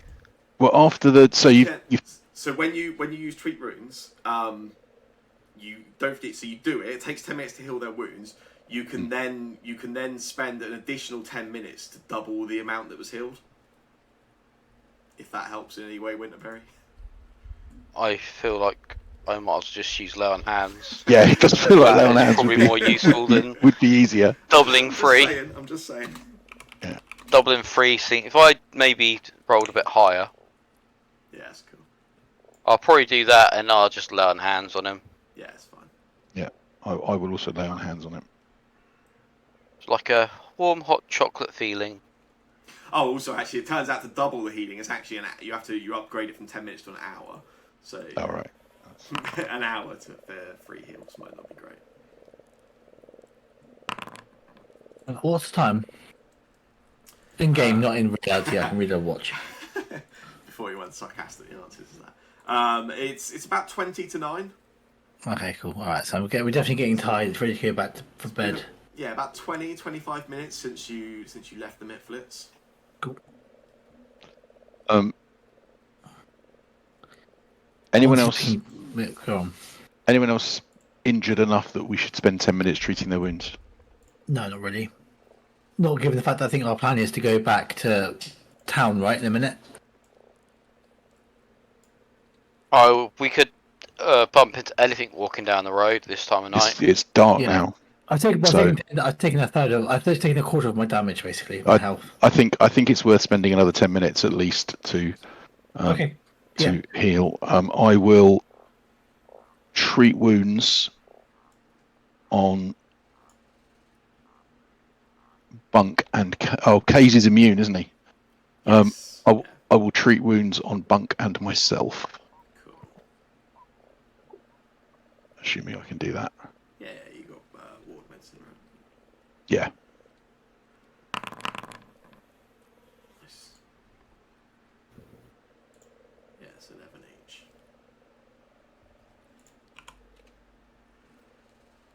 Lovely.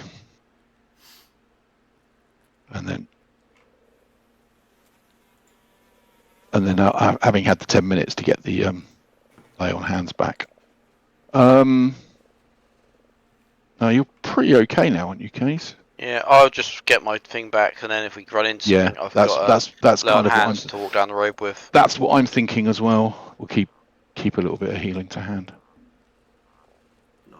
Just double check the Mitflits haven't decided to try and go and attack the town, and they're going to be all their corpses outside the town. Yeah, I think they might struggle if they did. Cool. All right. I'm good to go. Thank you for the Okay. healing. Appreciate it. As you will head back down, Mhm. there is no screaming inside of the sort of tower as you sort of head back down the metal stairs. You sort of cautiously, as you're going down the stairs, you look at that puddle. There is no movement in it at all. Seems like whatever sort of blessing Lathander bestowed via Orin has ceased the haunt that was in the room. At least for now, I hope. You guys want to head back to the Mitflits before you left, or are you just leaving? Yeah, see, just make sure they're there. Make sure they're there. Yeah, you sort of come down the metal steps, make your way over it. As you leave the lighthouse. Can I? Yeah, let me just get. Can I get everybody to make for me a perception check?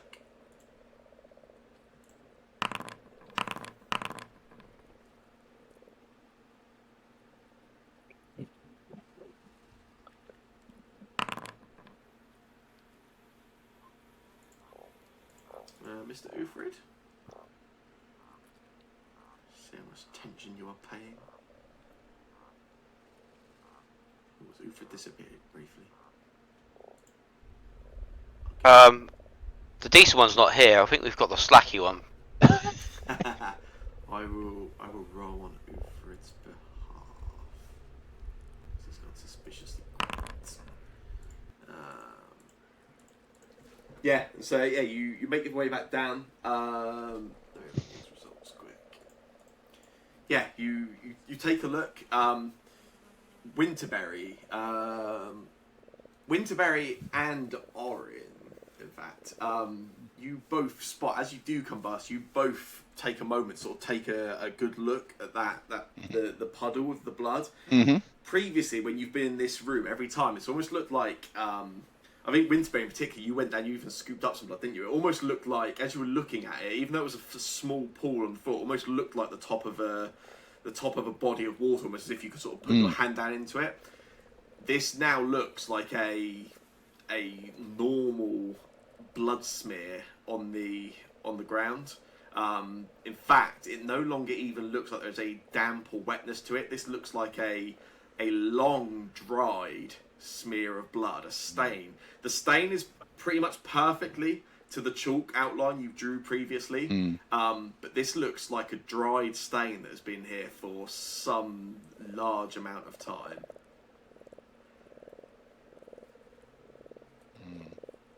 That's good. That looks like maybe it's not going to come back then. Yeah, I think we solved that a bit. Might have been harder to exercise that if you were level 1, but Yeah. Orange. But happy done. We've got so much XP because we've got quite a lot of XP for it. I think, as is.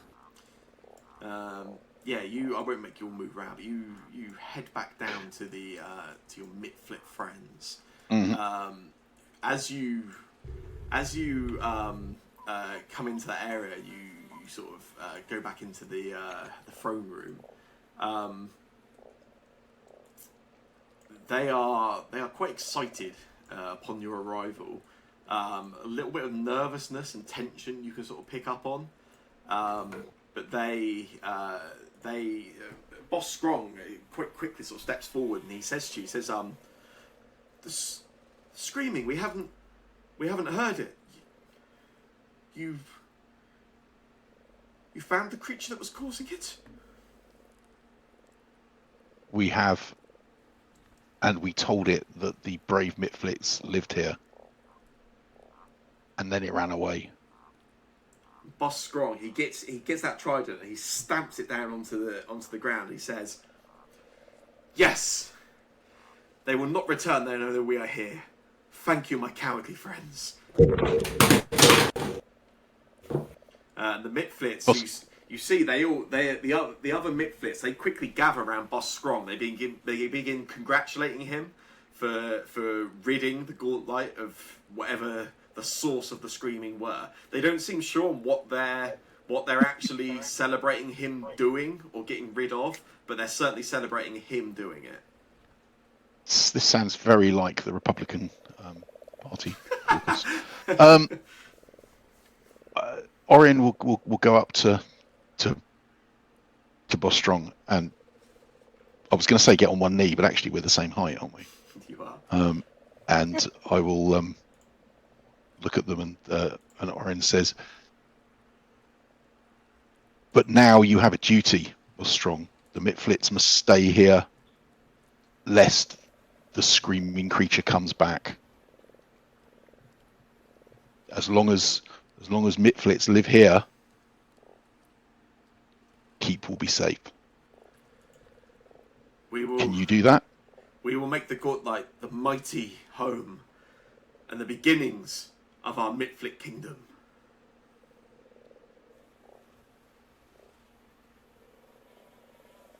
The Mitflits seem very happy.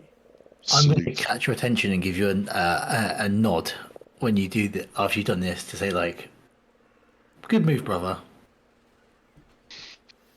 Well, if they're protecting this, then they're not attacking Atari.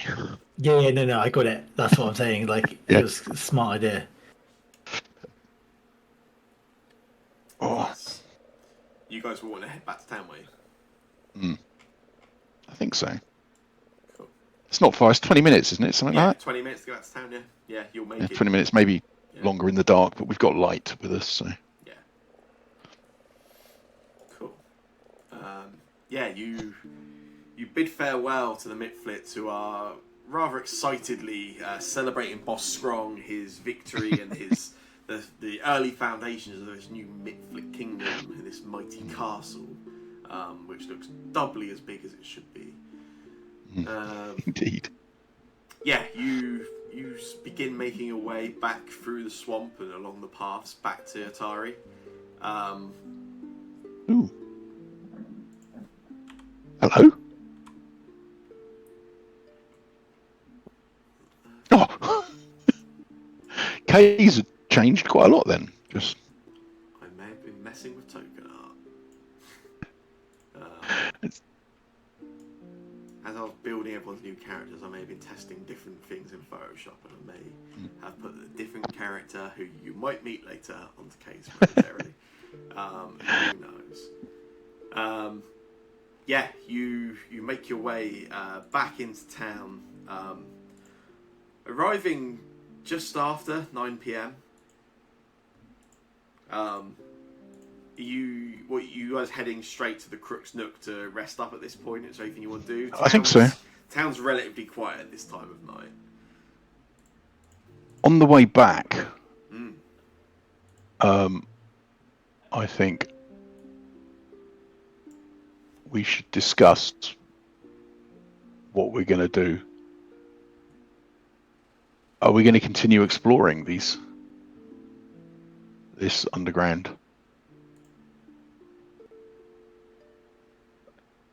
Oh yeah, we could not do that. We could get someone else if you want to in the world. Well, we could. Are we going to continue doing it, or do we report it to the mayor or Easterbrook?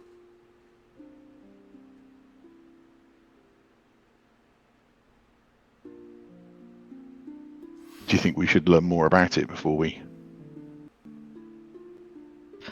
My god asked me to look for it. I don't know what yours sent you here for, but he asked me to investigate it for safety. If you wish to pass it on, I will be joining whoever goes down there.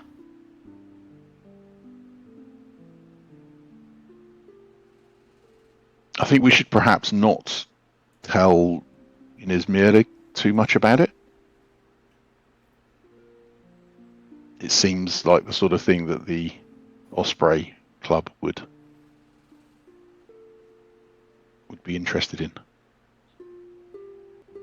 And until we've checked whether it's safe, then perhaps we should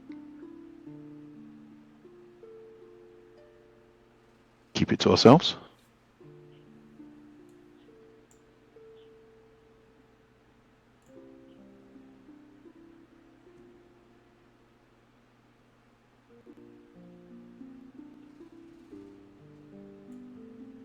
Anyone disagree? Nope. Okay. Kays, especially you, don't go telling people about this.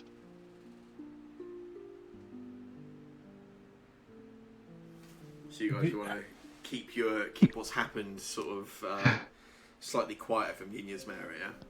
Yeah, I think that's whether we successfully do or not, I don't know whether we'll be, if we talk about it at the table, I'm sure she'll overhear us, but. Is there anything in particular you want to keep quiet, just for clarity? Because we've been here, they know that we're messing around up there at the keep. Just maybe how stuff about Atari. Okay. And yeah. Well, it's that stuff we don't really know anyway, so. So we didn't know the full picture. But I mean, Bunk is quite happy to keep this adventure to himself. And to ourselves, because this sounds like this is a grand adventure. We're having a lot of fun, and it'd be rubbish if other people come in and took our adventuring from us.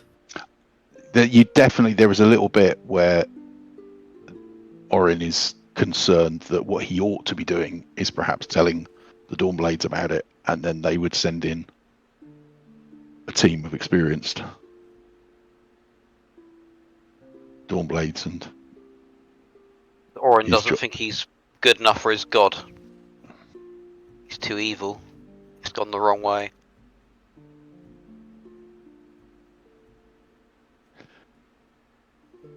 It's not that I don't think I'm good enough.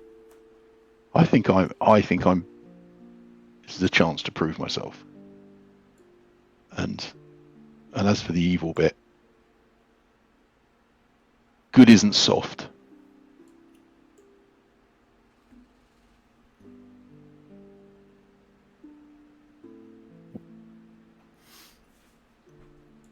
Go on, let's keep going. We need to get back. Good night's sleep.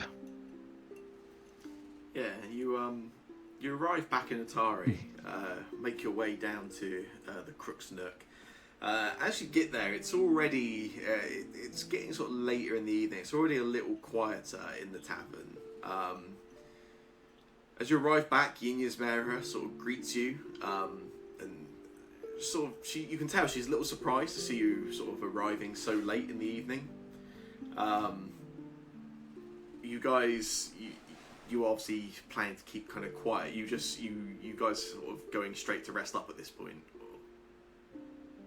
I think so, yeah, because we've eaten with the lovely You have. maggot stuff. That's all cool. Yeah, so you all sort of politely sort of greet Yinya's Mirror, keeping quiet about what's happened, what you've experienced today. Just so I know, you guys, you're not sort of making it obvious you're withholding. I suppose you're just you're not necessarily not speaking to her. No, you are just we're just not telling her side, yeah. too much about it. We're exploring. Yeah, we're exploring it. We found some Morlocks, maybe, but not. We found a big library, and we had a talk with the Fae, and That's fine. Yeah, you quite quickly sort of make sort of polite excuses of heading to your rooms for the night. It's sort of been a long adventuring day, and yeah, you each retreat to your rooms to rest up based on what you've experienced. Cool. Let's skip forward.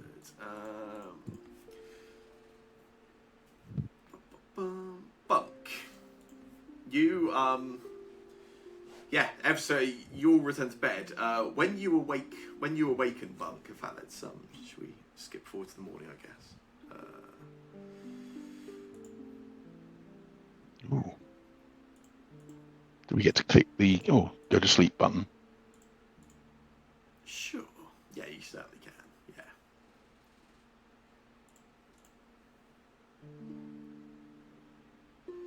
Yeah. What about daily preparations? Yeah, so yeah, you can all rest up, and then yeah, anyone's got any daily preparations could sort of begin making them. Bunk, when you wake up, and you find yourself actually oddly you're not in your bed where you expect yourself to be. You find yourself standing on top of the Gauntlet Lighthouse, up on the cupola again. Almost the same scene as where you left it. It's dark. It's sort of nightfall, but you're not with the party this time. You're alone up there. That pool of blood from the vampiric mist you defeated isn't there.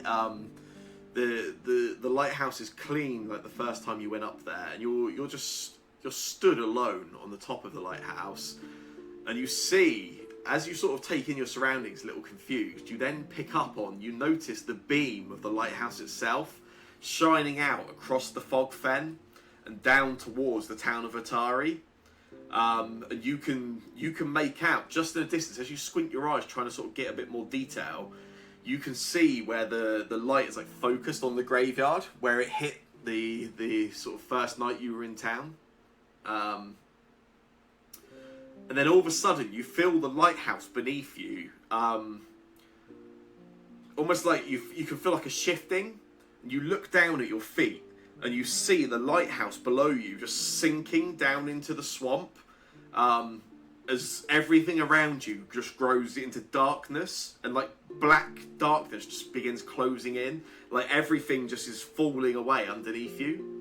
And just before the darkness of the swamp and the night around you sort of fully envelops you, you hear a loud shrieking noise, and then you feel talons gripping at your shoulders, and you look up. You see a creature with like the head and wings of an eagle, but the hind, like the body, the hindquarters of a lion. And this creature has got you gripped tightly by its talons, holding onto your shoulder as it just flies you through the darkness. And then all of a sudden, as you're sort of flying through that darkness, you feel yourself falling as if the talons have just let go of you immediately.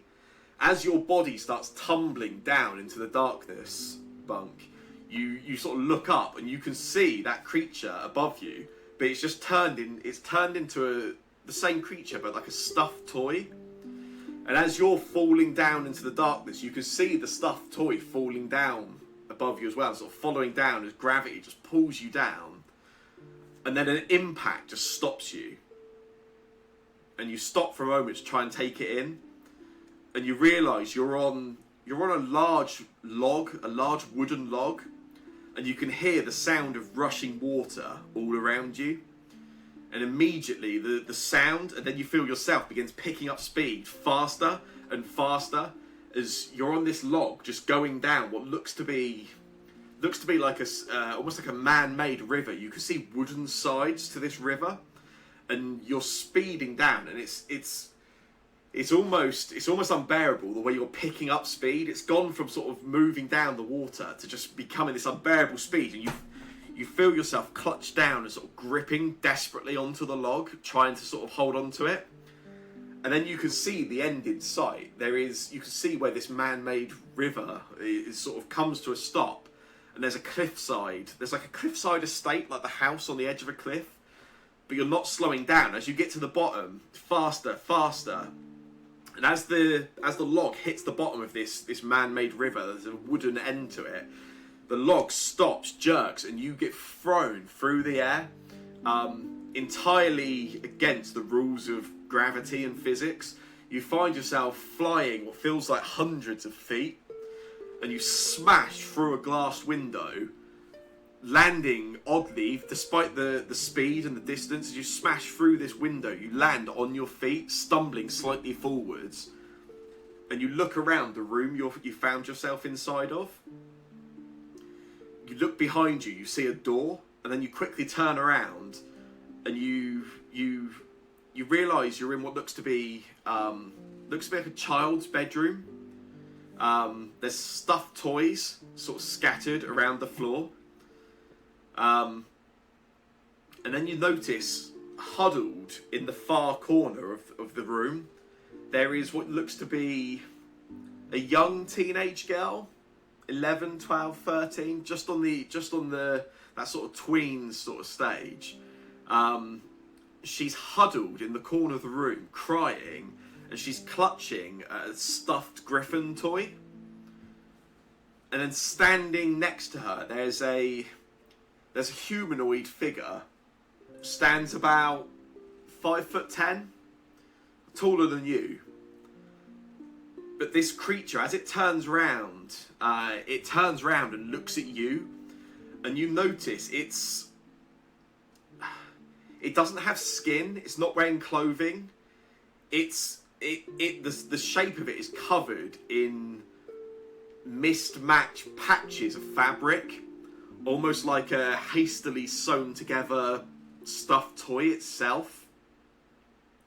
And as it turns and looks at you, you see there are it has no features at all, no facial features other than two glowing red eyes. And as the eyes meet yours, still confused about what's going on, you're entirely aware of the unreality of this situation. You're aware immediately this isn't right. This isn't. It's vivid, but it's not vivid enough for you to feel real. Something isn't right with the way the gravity has worked, the physics. And as it locks eyes with you, it raises one of its hands, and it has these eerily long fingernails that almost sharpen to points. And as it looks at you, this sort of patchwork figure with the glowing red eyes, it points the hands out towards you. And then there's a pulse of power, and you are flung back.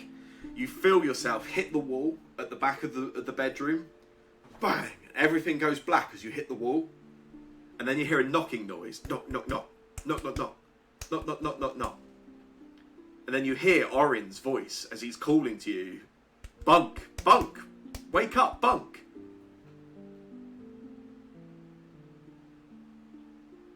Do we share a bedroom? You've all got your own rooms. Okay, so I'm assuming I slept in late. Yeah, you. So for the rest of the party, you have all been downstairs. You have began having breakfast in the Crook's Nook, sort of waiting quite innocently for Orin. Nothing's really slept in. It was a long day. You mean bunk? But yeah, sorry, Bunk. Yeah. Yeah. But as you have all been downstairs in the sort of main area of the tavern for nearly an hour at this point. At which point, Orin, you decide to go and try to gather your brother. He's probably gone off wandering. Wake up!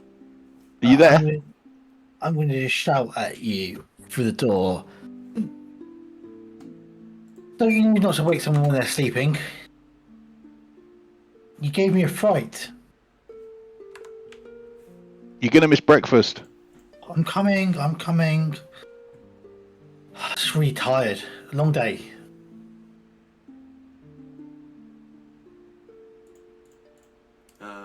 Yeah, you take in the sort of.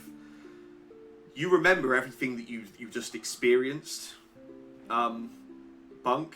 Like I say, you're under no illusion. This wasn't like this. You weren't transported. This was definitely some kind of dream state you were in. This wasn't something that happened to you, but it sits with you really strongly.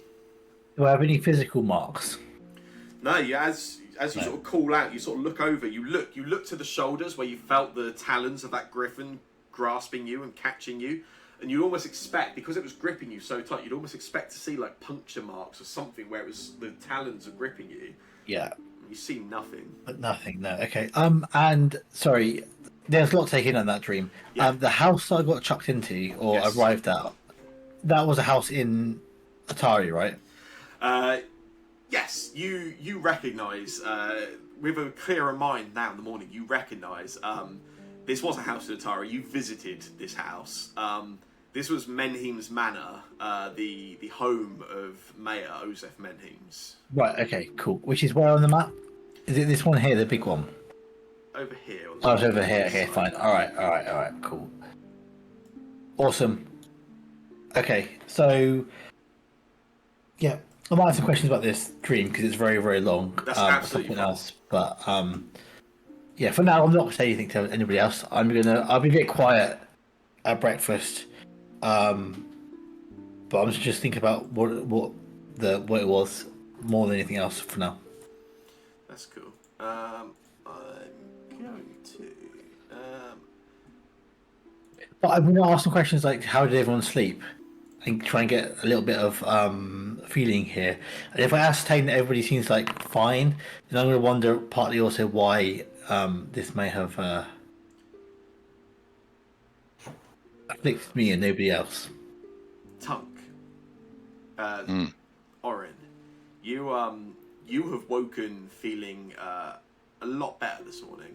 A lot better.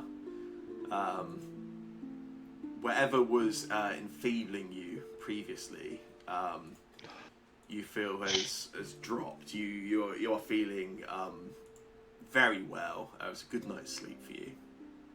Certainly better than others, apparently. Orin definitely thinks that yesterday he, I don't know, saw a vision of the future. I mean, yesterday that we freed the little doll, or was that the day before? That was yesterday. Yeah.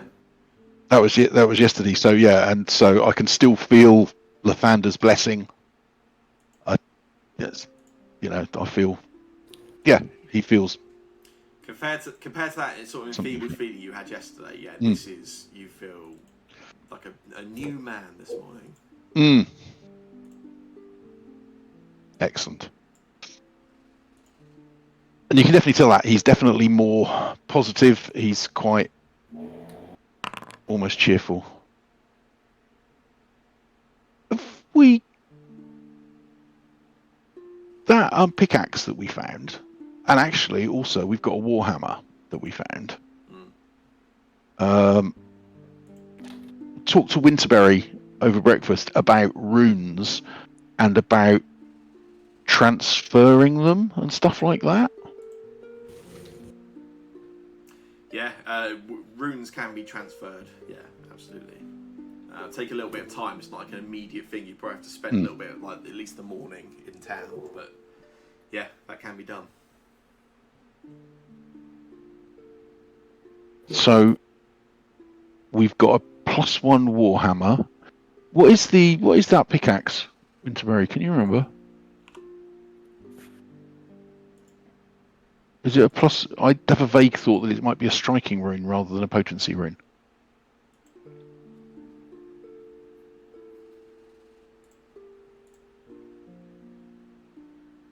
Oi, Bush. Oh, sorry, I didn't realise that button pressed. I was talking to myself there. It's a striking one. Striking rune. That's +1. That's extra dice damage, isn't it, or something? It is. It adds an additional damage dice. If you are rolling, if you're say a D8 weapon, it's now a 2D8 weapon. That is. That's why you didn't ask my question. What role is it to change runes about? There's no rolls involved. It's just takes some time. There's nothing required. No checks involved. It can be done. It's just a time-consuming task. But anybody can do it. Even yourselves could do it. It doesn't take any kind of training or anything. Can you have a potency rune and a striking rune, or are they? Yes, yeah. In fact, you have to have a potency rune to have a striking rune. Oh, okay, that's fair. Yeah, we should look at transferring that. Actually, if you think you can do it. I tell a mind lie. You don't have to have a potency rune to have a striking rune. You have to have though potency runes and striking runes are what are called fundamental runes. You have to have one of those to have one of the other funkier runes, like the one that you've got with your slippery, or not slippery. Oh, you got the vitalizing thing on your morning star, haven't you? Yeah, although that's not a rune. That's a or it is sort of that's a part of being a champion. Yeah. We've also got this retribution axe. This, which is, I believe, a +1 great axe with loads of magic on it. That, I think, is a large. It's not actually a large weapon. How early was it? Were we talking this before? Tunk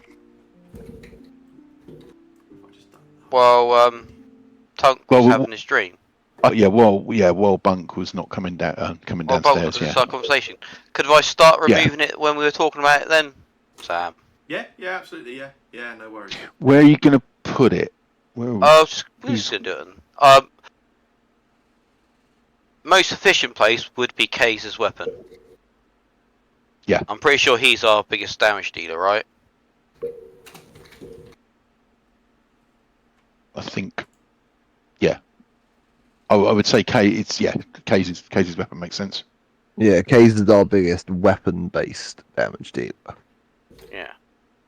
So as soon as you start saying that, I'll be, Kay's kills the most people. He probably will do better with it. And then I'll start doing it, and then whenever I get it, I'll just start working on moving it into Kay's weapon. Yeah, that's cool. It'll probably take you the best part of to do the switch. It'll probably take you sort of 2, maybe even 3 hours. So it is quite time consuming. So you have to be very, very delicate and sort of matching the rune exactly. But yes, can be done if you guys are happy to spend a little bit of time there. If you're happy, I will. If you guys want to do anything around town while I'm doing it when you wake up, I will just stay in there and I'll move it into Kay's weapon. The only thing.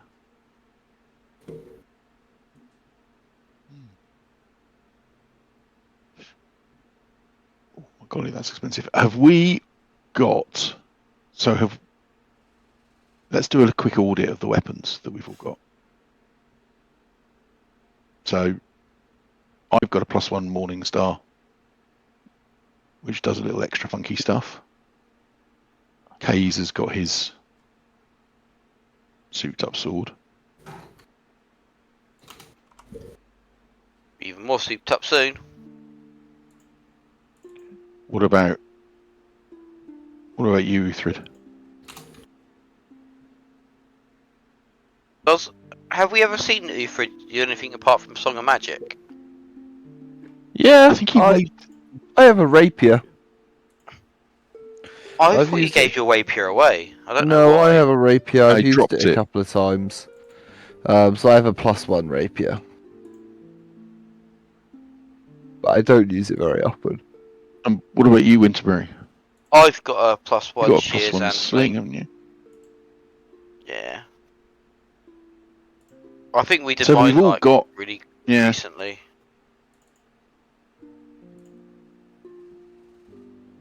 So we don't really need the plus at the moment. The +1 off of the Warhammer, unless someone wants to add it to another weapon. I reckon maybe either sell it if it's some money worth it, and we could do Well, something out of it it. looks like it's. I mean, it's worth like 35 GP. It's not an amazing amount of money. That pickaxe was 100 gold. Yeah. Not anymore. Though. Pickaxes. Where's the striking? Yeah. The retribution axe is kind of cool. What does it do? It gives you basically +2 damage to.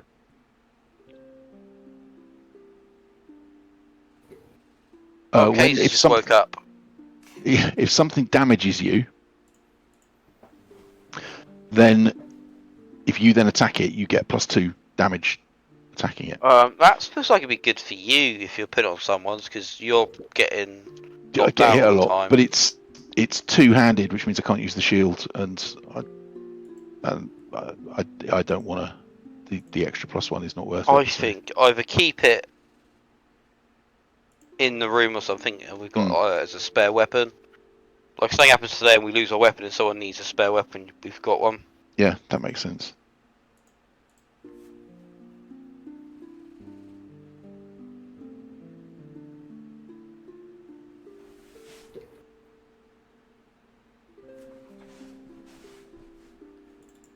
So you are removing the striking rune from the pick and putting it on Kate's weapon, yeah?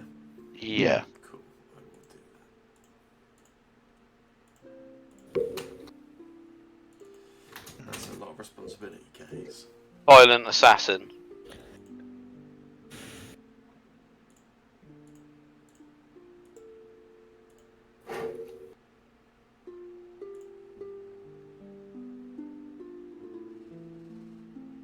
Yeah, so your dueling sword now, Case, is 2d8 +2 damage.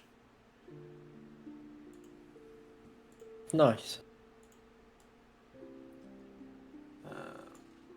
Does that basically break the shears, the pickaxe now? No, it just becomes a normal pickaxe at that point. Oh, still sells for 35 gold. Yeah, it's still a +1 pick, by the way. So there is a +1 rune on that as well. So it's +1 to hit. Twice, 2 lots of damage. If we're not going to use a pickaxe, we're not take the +1 rune off and store it, and then just get rid of the axe. Yeah. Save longer that around. Yeah, it can absolutely be done. I'll leave the axe in my room low, and then we'll do it during some cooldown time, if you know what I mean. Yeah, we'd probably might be worth doing that again. There's also we could Blades for Glades might be able to sell us a striking rune, so it might be worth later on. Certainly could. We've already got our biggest damage dealer. The rest of us are all about the same. Well, I mean, then another striking rune would be pretty good, but let's not spend the entire time talking about that. We can sort that out another time. Don't worry. Yeah. I can sniff out Trouser a mile away. I'll find another one. I don't really need anything. If you do have a rune, I do actually have a short bow that I should use more and more because it's the flame magic's not always the best. But it's pretty minor. So Um, if you want, I can sort out when we get back in tonight or tomorrow, and I'll yeah, do it yeah. for you. I feel like I'm a little tinker man, Mm. fixing things. Yep, sounds good to me. Ah, but talking of tinkering, I've got some things to give out. Yeah, as I say, there's some daily crafting for Winterberry and Bunk, right? I done mine already, Sam. Done yours, oh, cool. I feel like I've got mine as a set one. You know I'm you gonna are. keep the same as I had before, just for now. Do I have 3 quick ones now? Well, that's changed. It hasn't updated on here yet, so those new rules come out on like I think it's like October the 1st. The book comes out, then the system will update with it all. I've lost one crafting then, because I was on 8, now I'm on 7. I think. Or was it 6? Or did I do that? Oh, alright. I've done it wrong. But I'll stick to it. I just made extra acid plus this time. Oh, I see. Oh yeah, because you had some left over last, and then you for the quick alchemy. Yeah, I know I done it now. I've got no quick one this time. I've just got loads of acid. It's all good. To be fair, the new alchemist is way easier to track, I think, and do. Yeah. Cool. So yeah, you're spending some time doing that. Is there anything anybody wants to do in or around town whilst Winterberry is busy upgrading? No, I don't cases? think so. Yes. Hello, Ivrid. I believe, unless I'm being mistaken, I'm just looking at my. Yeah, I have some valuable books. You do have some valuable books. I agree. So I'd like to take my valuable books to the bookstore and flirt with the bookstore owner so that they like me. Oh, is that what happened with the golem? Did you take a book from there? Because I'm hoping to get in their good, in their good books. Mm. That is not a euphemism. Yeah. Is anybody heading over Ivrid? Is he going unaccompanied? You trust him on his own? Who's my wingman? One of the brothers, right? I'm guessing Kay's gonna stay there with his weapon, so I don't break it. Bunk, do you want to go talk to a bookseller about books? They're interesting books. Yeah, but 1 second. Before you, yeah, we can do half. I've got some talismans to give out in a second, but I'll do that when we come back. Oh, cool. I think I actually have that one. Yeah, let's go on. Let's talk about books. I like books. I thought you might. Yeah, as you head over.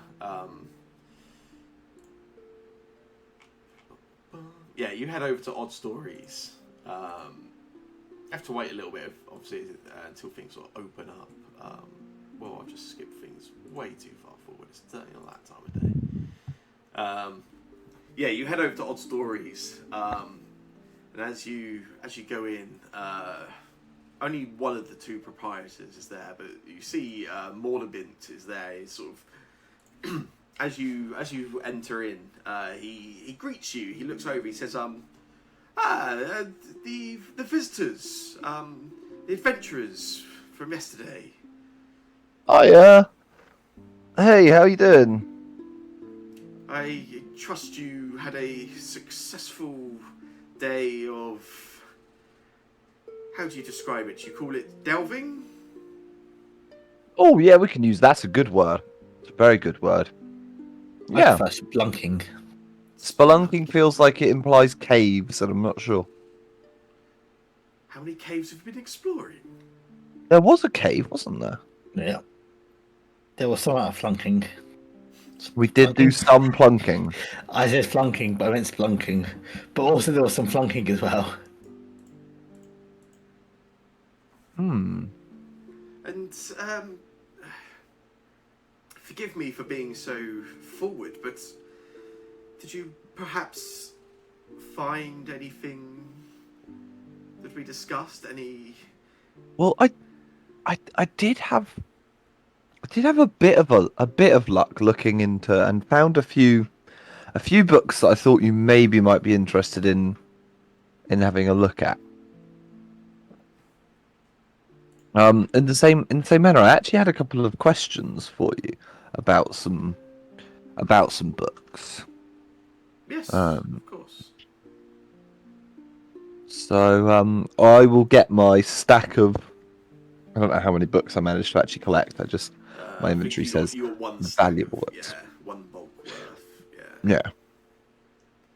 So I grab those out and I'll pop the stack up on the side and I'll go, these look to be some of the more interesting tomes that were there. Yes, you can see he quickly begins sort of looking through what you have shown them. And yeah, he looks quite excited. He says, oh wow, there's some yes, rather impressive ones here. We can offer you 5 gold pieces for these. Absolutely, these are most exciting. Now, if you don't mind me asking, what makes these exciting? Are they about? I do enjoy a good bit of literature, but I have to admit, with everything going on at the moment, I don't always get time to read as much as I'd like to. Well, the truth is there's a small category that's of books we would be interested in gathering that you may be able to find somewhere like Gauntlet. The age of the location and the fact it has been unaccessed or not easily accessed for so long means there could be a number of rare or lesser seen items there, perhaps even some history books that may differ slightly as stories change over time. So anything around that sort of type would be most interesting. But the thing that myself and James would be most interesting would be anything regarding the arcane and the occult. Okay. The Gauntlet was home to the last descendant of a very powerful family with ties to some very dark acts. That makes sense. That makes sense. Well, I'll be sure to keep an eye out when we're back. I think we'll be going back at some point soon. You say you had. Sorry, did you say you'd give me? Was it 10 gold for all of these? Five gold, sir. Oh, sorry, I must have heard you wrong. That's my fault. That's my bad hearing. 5 gold seems like a fair price. I mean, it's fine, and I'm sure there'll be more. Please, sounds like a great deal to me. I'll give myself 5 gold. I think you can just click the sell treasure button next to your books. What? How many books did we sell? Just sell then?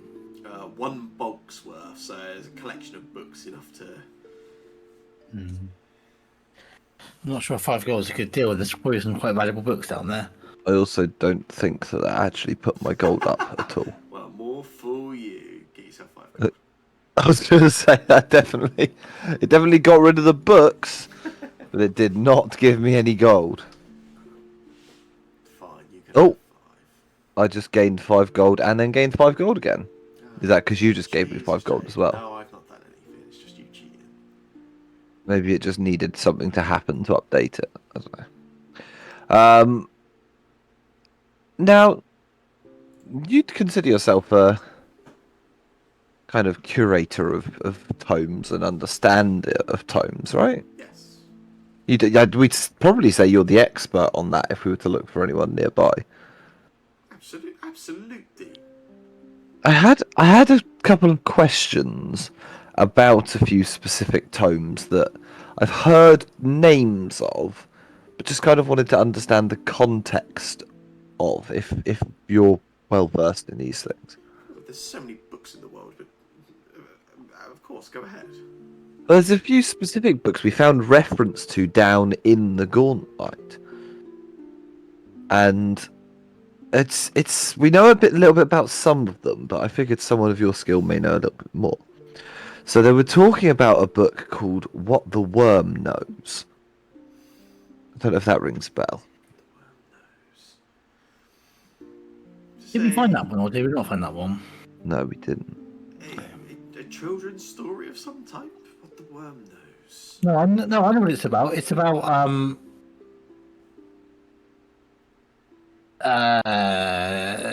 liches, these sort of rebirthy things, Ooh. decay and death. Oh, crikey. Ooh. Shiver goes up their spine. Sounds rather frightening. Can't say I'm familiar with the book, but Okay, I could spend some time reaching out to some contacts if you wish.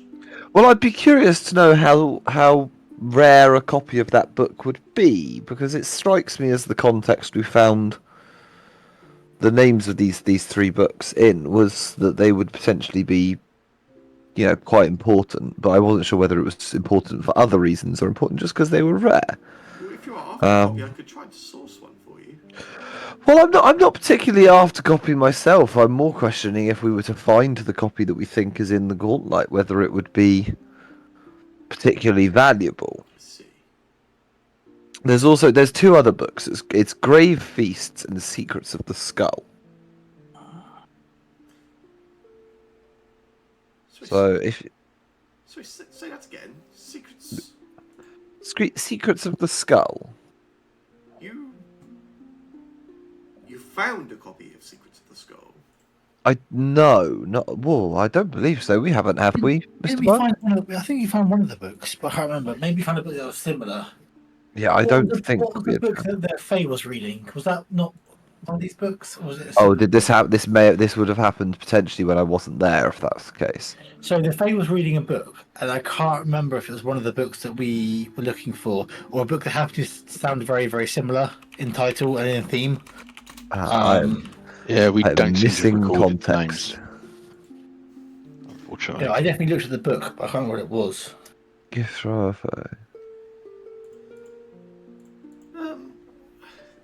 If it helps, no, those were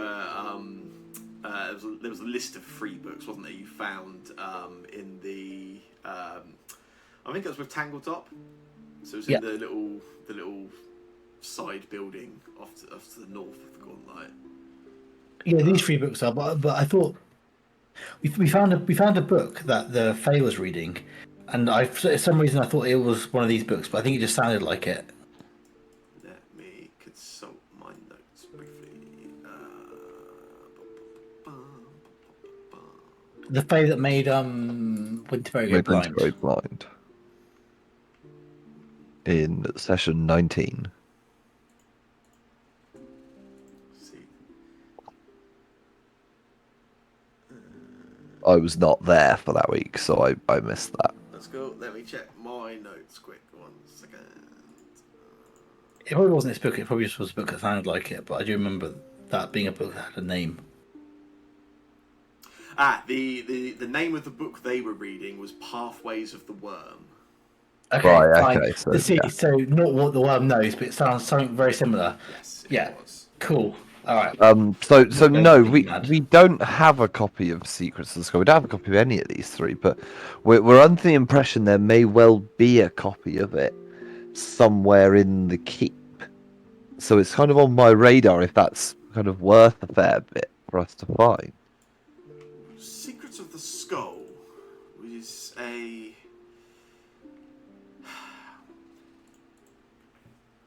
I've said no, I've never read it myself, but I'm familiar with it. It is a piece of literature which refers to... Well, refers to a... How would you say? A primordial kind of creature. The followers call them gods of the outer realms. These Well, are... Sorry. No, I just said that sounds fascinating already. Please do feel like you can speak freely. I not much will really concern or scare me. Don't feel like you have to kind of shield your words when talking. We are both intellectuals. We're both people of understanding. Deception check. I stand by it. I'm an intellectual. Maybe. You're the wrong Aphrid. I have +1 intelligence. Secrets of the Skull. There are very many creation myths in the world.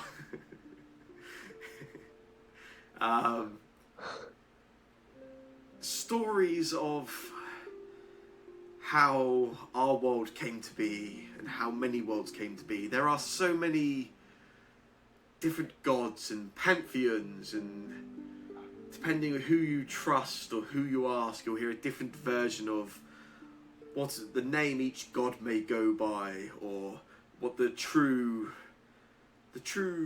actions and meanings of each god may be. But outside of the new gods, the old gods, and any strange idea or belief you may find, you'll find scattered references to beings, gods that are not of our realm, and maybe have their origins in some other domain. Outer gods, they call them. Secrets of the Skull. The skull refers to the outer god Nimbaloth. Nimbaloth is well, it's hard to put into words, I suppose. If you see, he stops and it's almost like he looks around, almost looking at the shadows around the room. If you think of the masked lady as the goddess of death, one that believes in the natural order of things, the cycle of life to death, and of maintaining that, then a god or a creature like Nimbaloth doesn't believe in death, but doesn't believe in what you would call undead or undeath. Nimbaloth is nothingness. It's not reincarnation. It's not your spirit moving on. It's not even being remembered. If the story goes that anything, anywhere Nimbaloth touched, nothingness was left behind. Depending on whose version of the story you may be reading at any time, the story goes that swamps and decay, the very idea of decay and degradation in culture, in society, and even physically around the world, is the lingering remnants of Nimbaloth once touching a domain or a realm or a reality. Followers of Nimbaloth, they seek spreading that nothingness. They don't wish to kill. That's not what gives them pleasure, but the act of doing so does power them. What they seek is welcoming their god, their outer god, into whatever realm they are cursed to live upon. And to see that realm left as nothing.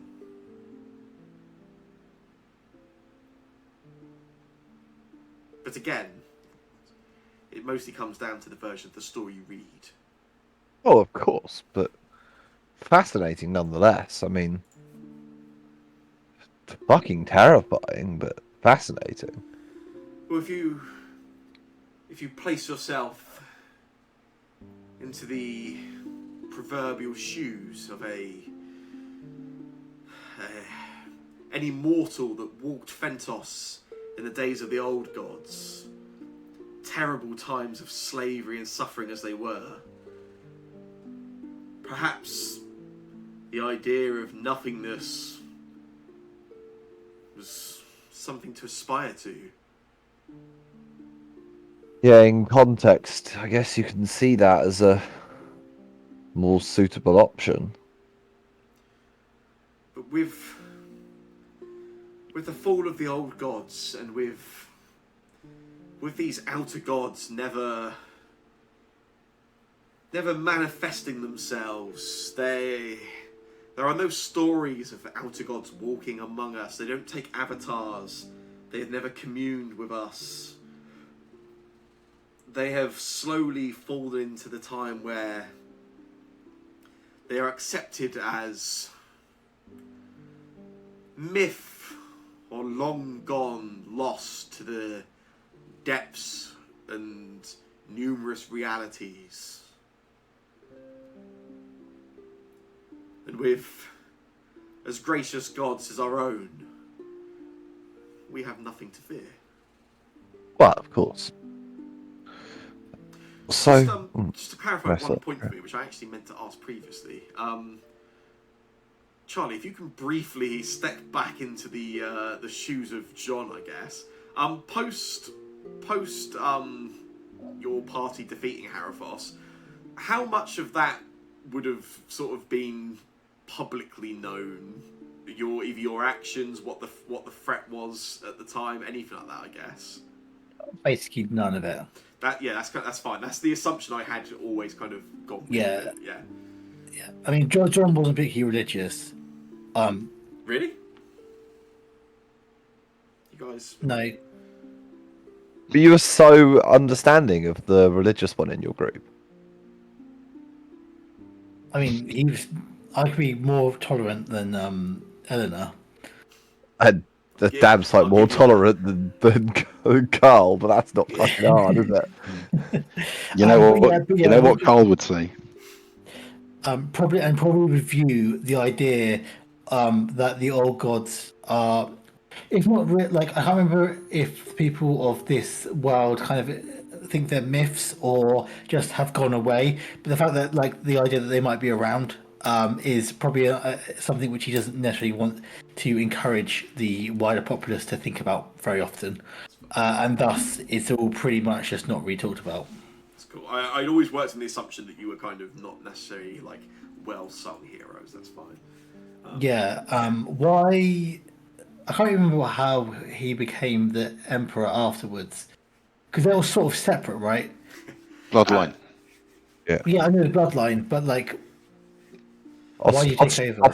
Austral liked him. The only way for Elliot Austral to get some of the other nations to aid in what was going on at the time was for him to agree to step down, if you recall. There you go, fine. So it's just the fact that he stepped down. But then, why did he step down? That's the question. Why did he have to get other people to help out? Orcs. Big army. Yeah, you were amassed an army of You including had to, Oh, sorry. you had to fight my army. Sorry, I'm trying to ask myself as John how I managed to convince the people that we needed to join the forces of Austral and Shake together, thus requiring Elliot Austral to resign, whilst also not saying there was a huge existential crisis to the. There was Both of that you know it. massive fight on the island.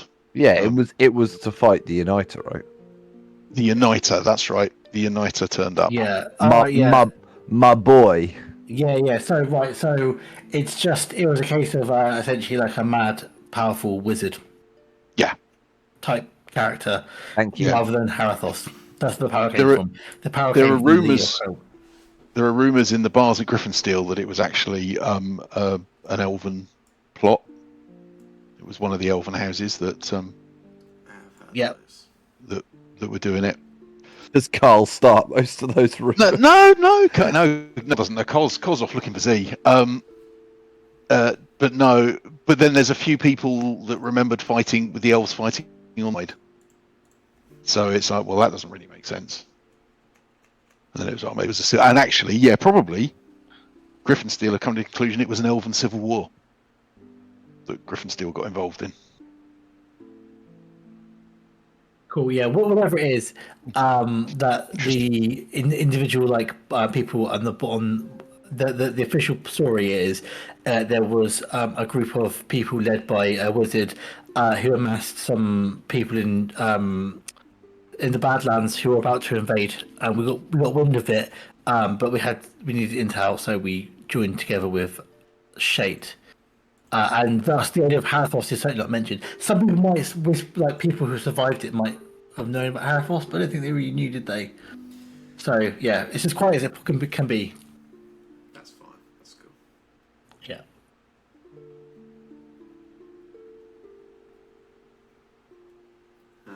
Yeah. So yeah, that book is a.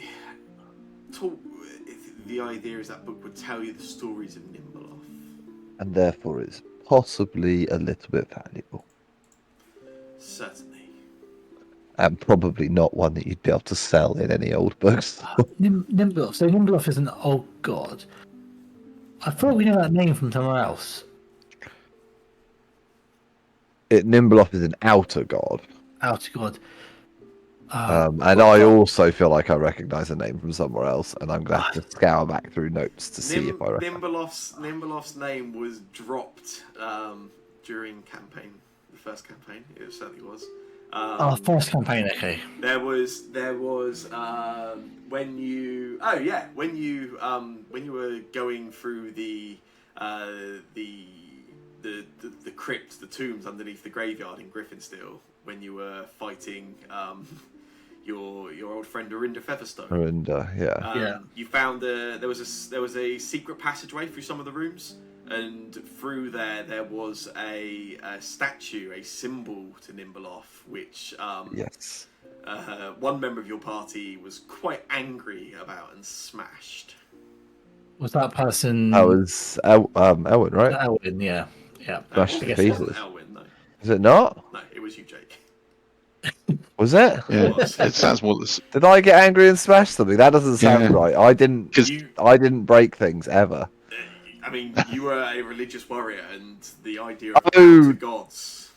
Elwyn found a stash of other stuff and pikeyed it, didn't he? Mm. That was what it was. No, I think. No one It knew was about that. the- Elwyn Yeah, kept I it to did. himself. I do remember. I did break Cool. some kind of symbol. Yeah, because Maybe it was the angry. fuck those gods, they're not mine. Yeah. Okay, cool. All right. I just remember that name somewhere, but I can't remember. Yeah, I thought it came up in this campaign already, but maybe not. It might have come in this campaign because you might have gone through the book beforehand as well. It has came up in this campaign as well.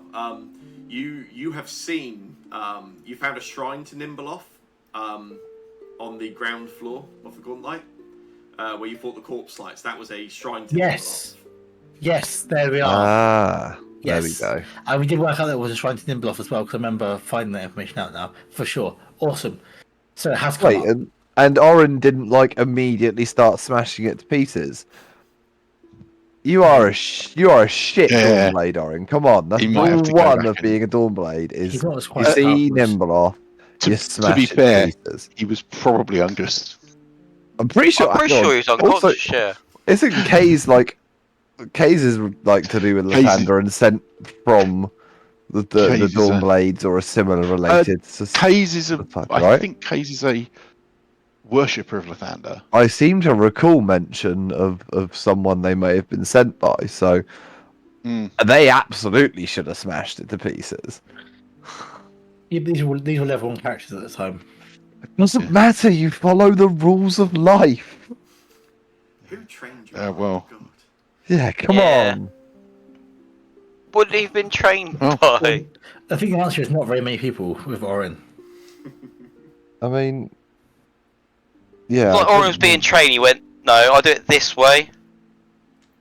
I don't know. To be fair, I don't know who runs the training house in Estabrook. It's not Arthur. I can tell you that much. There are some names in my backstory. But... Well, you might find that Oren's maybe a little more zealous now. Maybe he Little needs to more start smashing things. He just smashes things when they turn their back. We'll turn the Statue is shrine around. facing him. We'll turn the statue around then, and he'll smash its pieces. Was there anything else you wanted from Mordebint? Or... I don't think so. I've still got plenty of room in my store and like my book for writing in, so that's fine. Maybe I'll pick up a small pot of ink so I don't run out, but otherwise I'm good. Nice. Okay. I've got some plasma skill out, but given the time, I can give them out next week. If someone can try to remind me, Definitely. maybe to use them. However, one of them is called a Crying Angel Pension, and reminds me of a very good joke that I saw today, Well, go on. which is if you remove an angel statue from a fountain, does it become a sans serif font? Oh, I learned it. Okay, that's good. Yeah. oh. Uh, That is On that terrible. That was my new favourite joke ever. That's very good, actually. on that note, we'll end the session. Just so I've got a vague idea. So, anything else anybody wants to do in town? What's the general plan next session? Oh shit! I need health potions. That's what I do need to do. I need to grab loads of health potions. Oh, Cool. none. So okay, so we can. It's- Go on. Yeah. Well, Yeah. I was going to say, maybe from a story point of view, maybe we spend the entire day in town and then set off tomorrow morning to get to